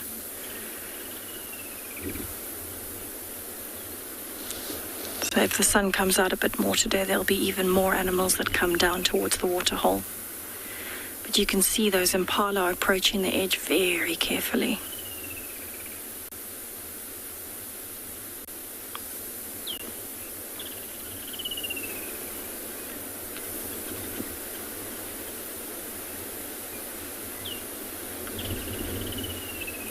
That one seems to be a bit braver than the others. He's gone straight to the edge and is drinking. And as soon as he's done, did you see how he moved off to the right? So they'll be very careful not to spend too much time right at the water's edge.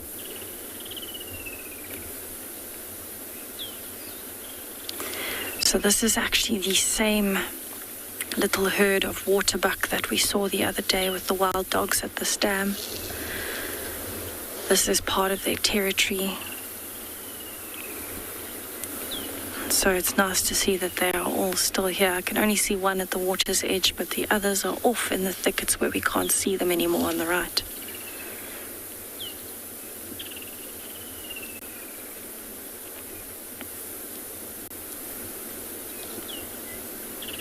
Just have a listen to all of the birds around us. There's some woodland kingfishers calling, some bush shrikes.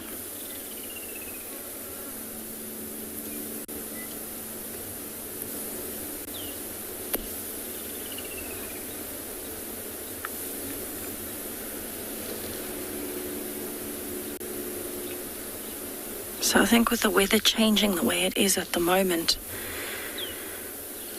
I think that these herbivores are becoming a lot braver or more relaxed as the day goes on, because the sun is coming out quite a bit more. The predators will be becoming less active. But there's actually two impalas there that are standing head to head. They're sizing each other up for a dominance display. They both look quite young. Their horns are not very big, so maybe only 3 years old or so. But it's always good for them to practice, even if it's not the real fight yet, even if they're too young to mate.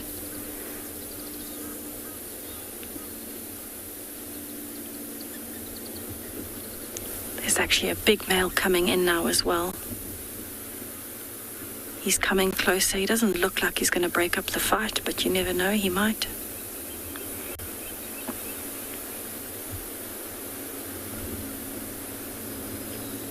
You can see they almost mirror each other's movements.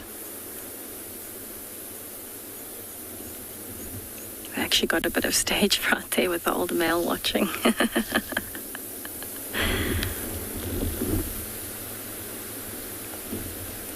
So they will already have a set dominance within this bachelor herd. They're actually chasing this bigger male.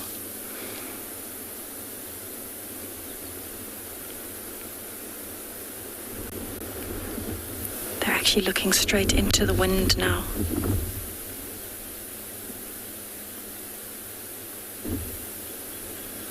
They might be able to smell something we can't.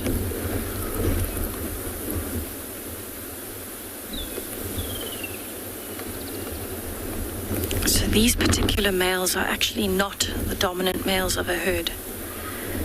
They have been kicked out of a herd previously, or herds, and so they're only together for safety.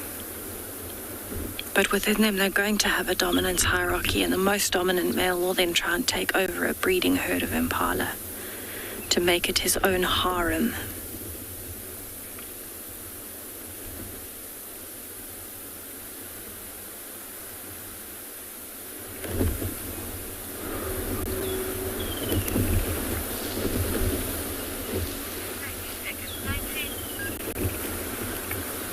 So they've gone back to feeding now, and I think that's probably because it's heated up. They had a little bit of a dominant spat, and now they're just relaxing again in the sun. And I think those dominance displays will carry on throughout the day. It's quite normal to see in impalas, especially as we go into the new year now as well, with the mating season coming up.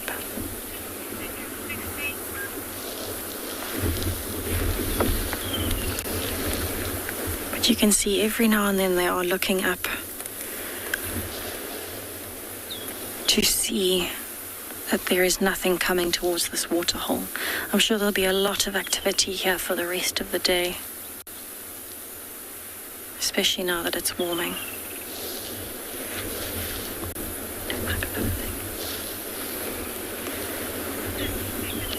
Oh, they got a bit of a fright. I don't know if you saw that.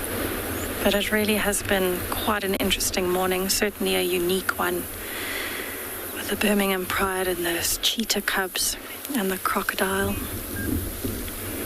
and all the game in between. Definitely an interesting morning, but thank you so much to everybody for joining us this morning. Please join us again this afternoon at 3:30 on Channel 183. And it was a pleasure driving you this morning.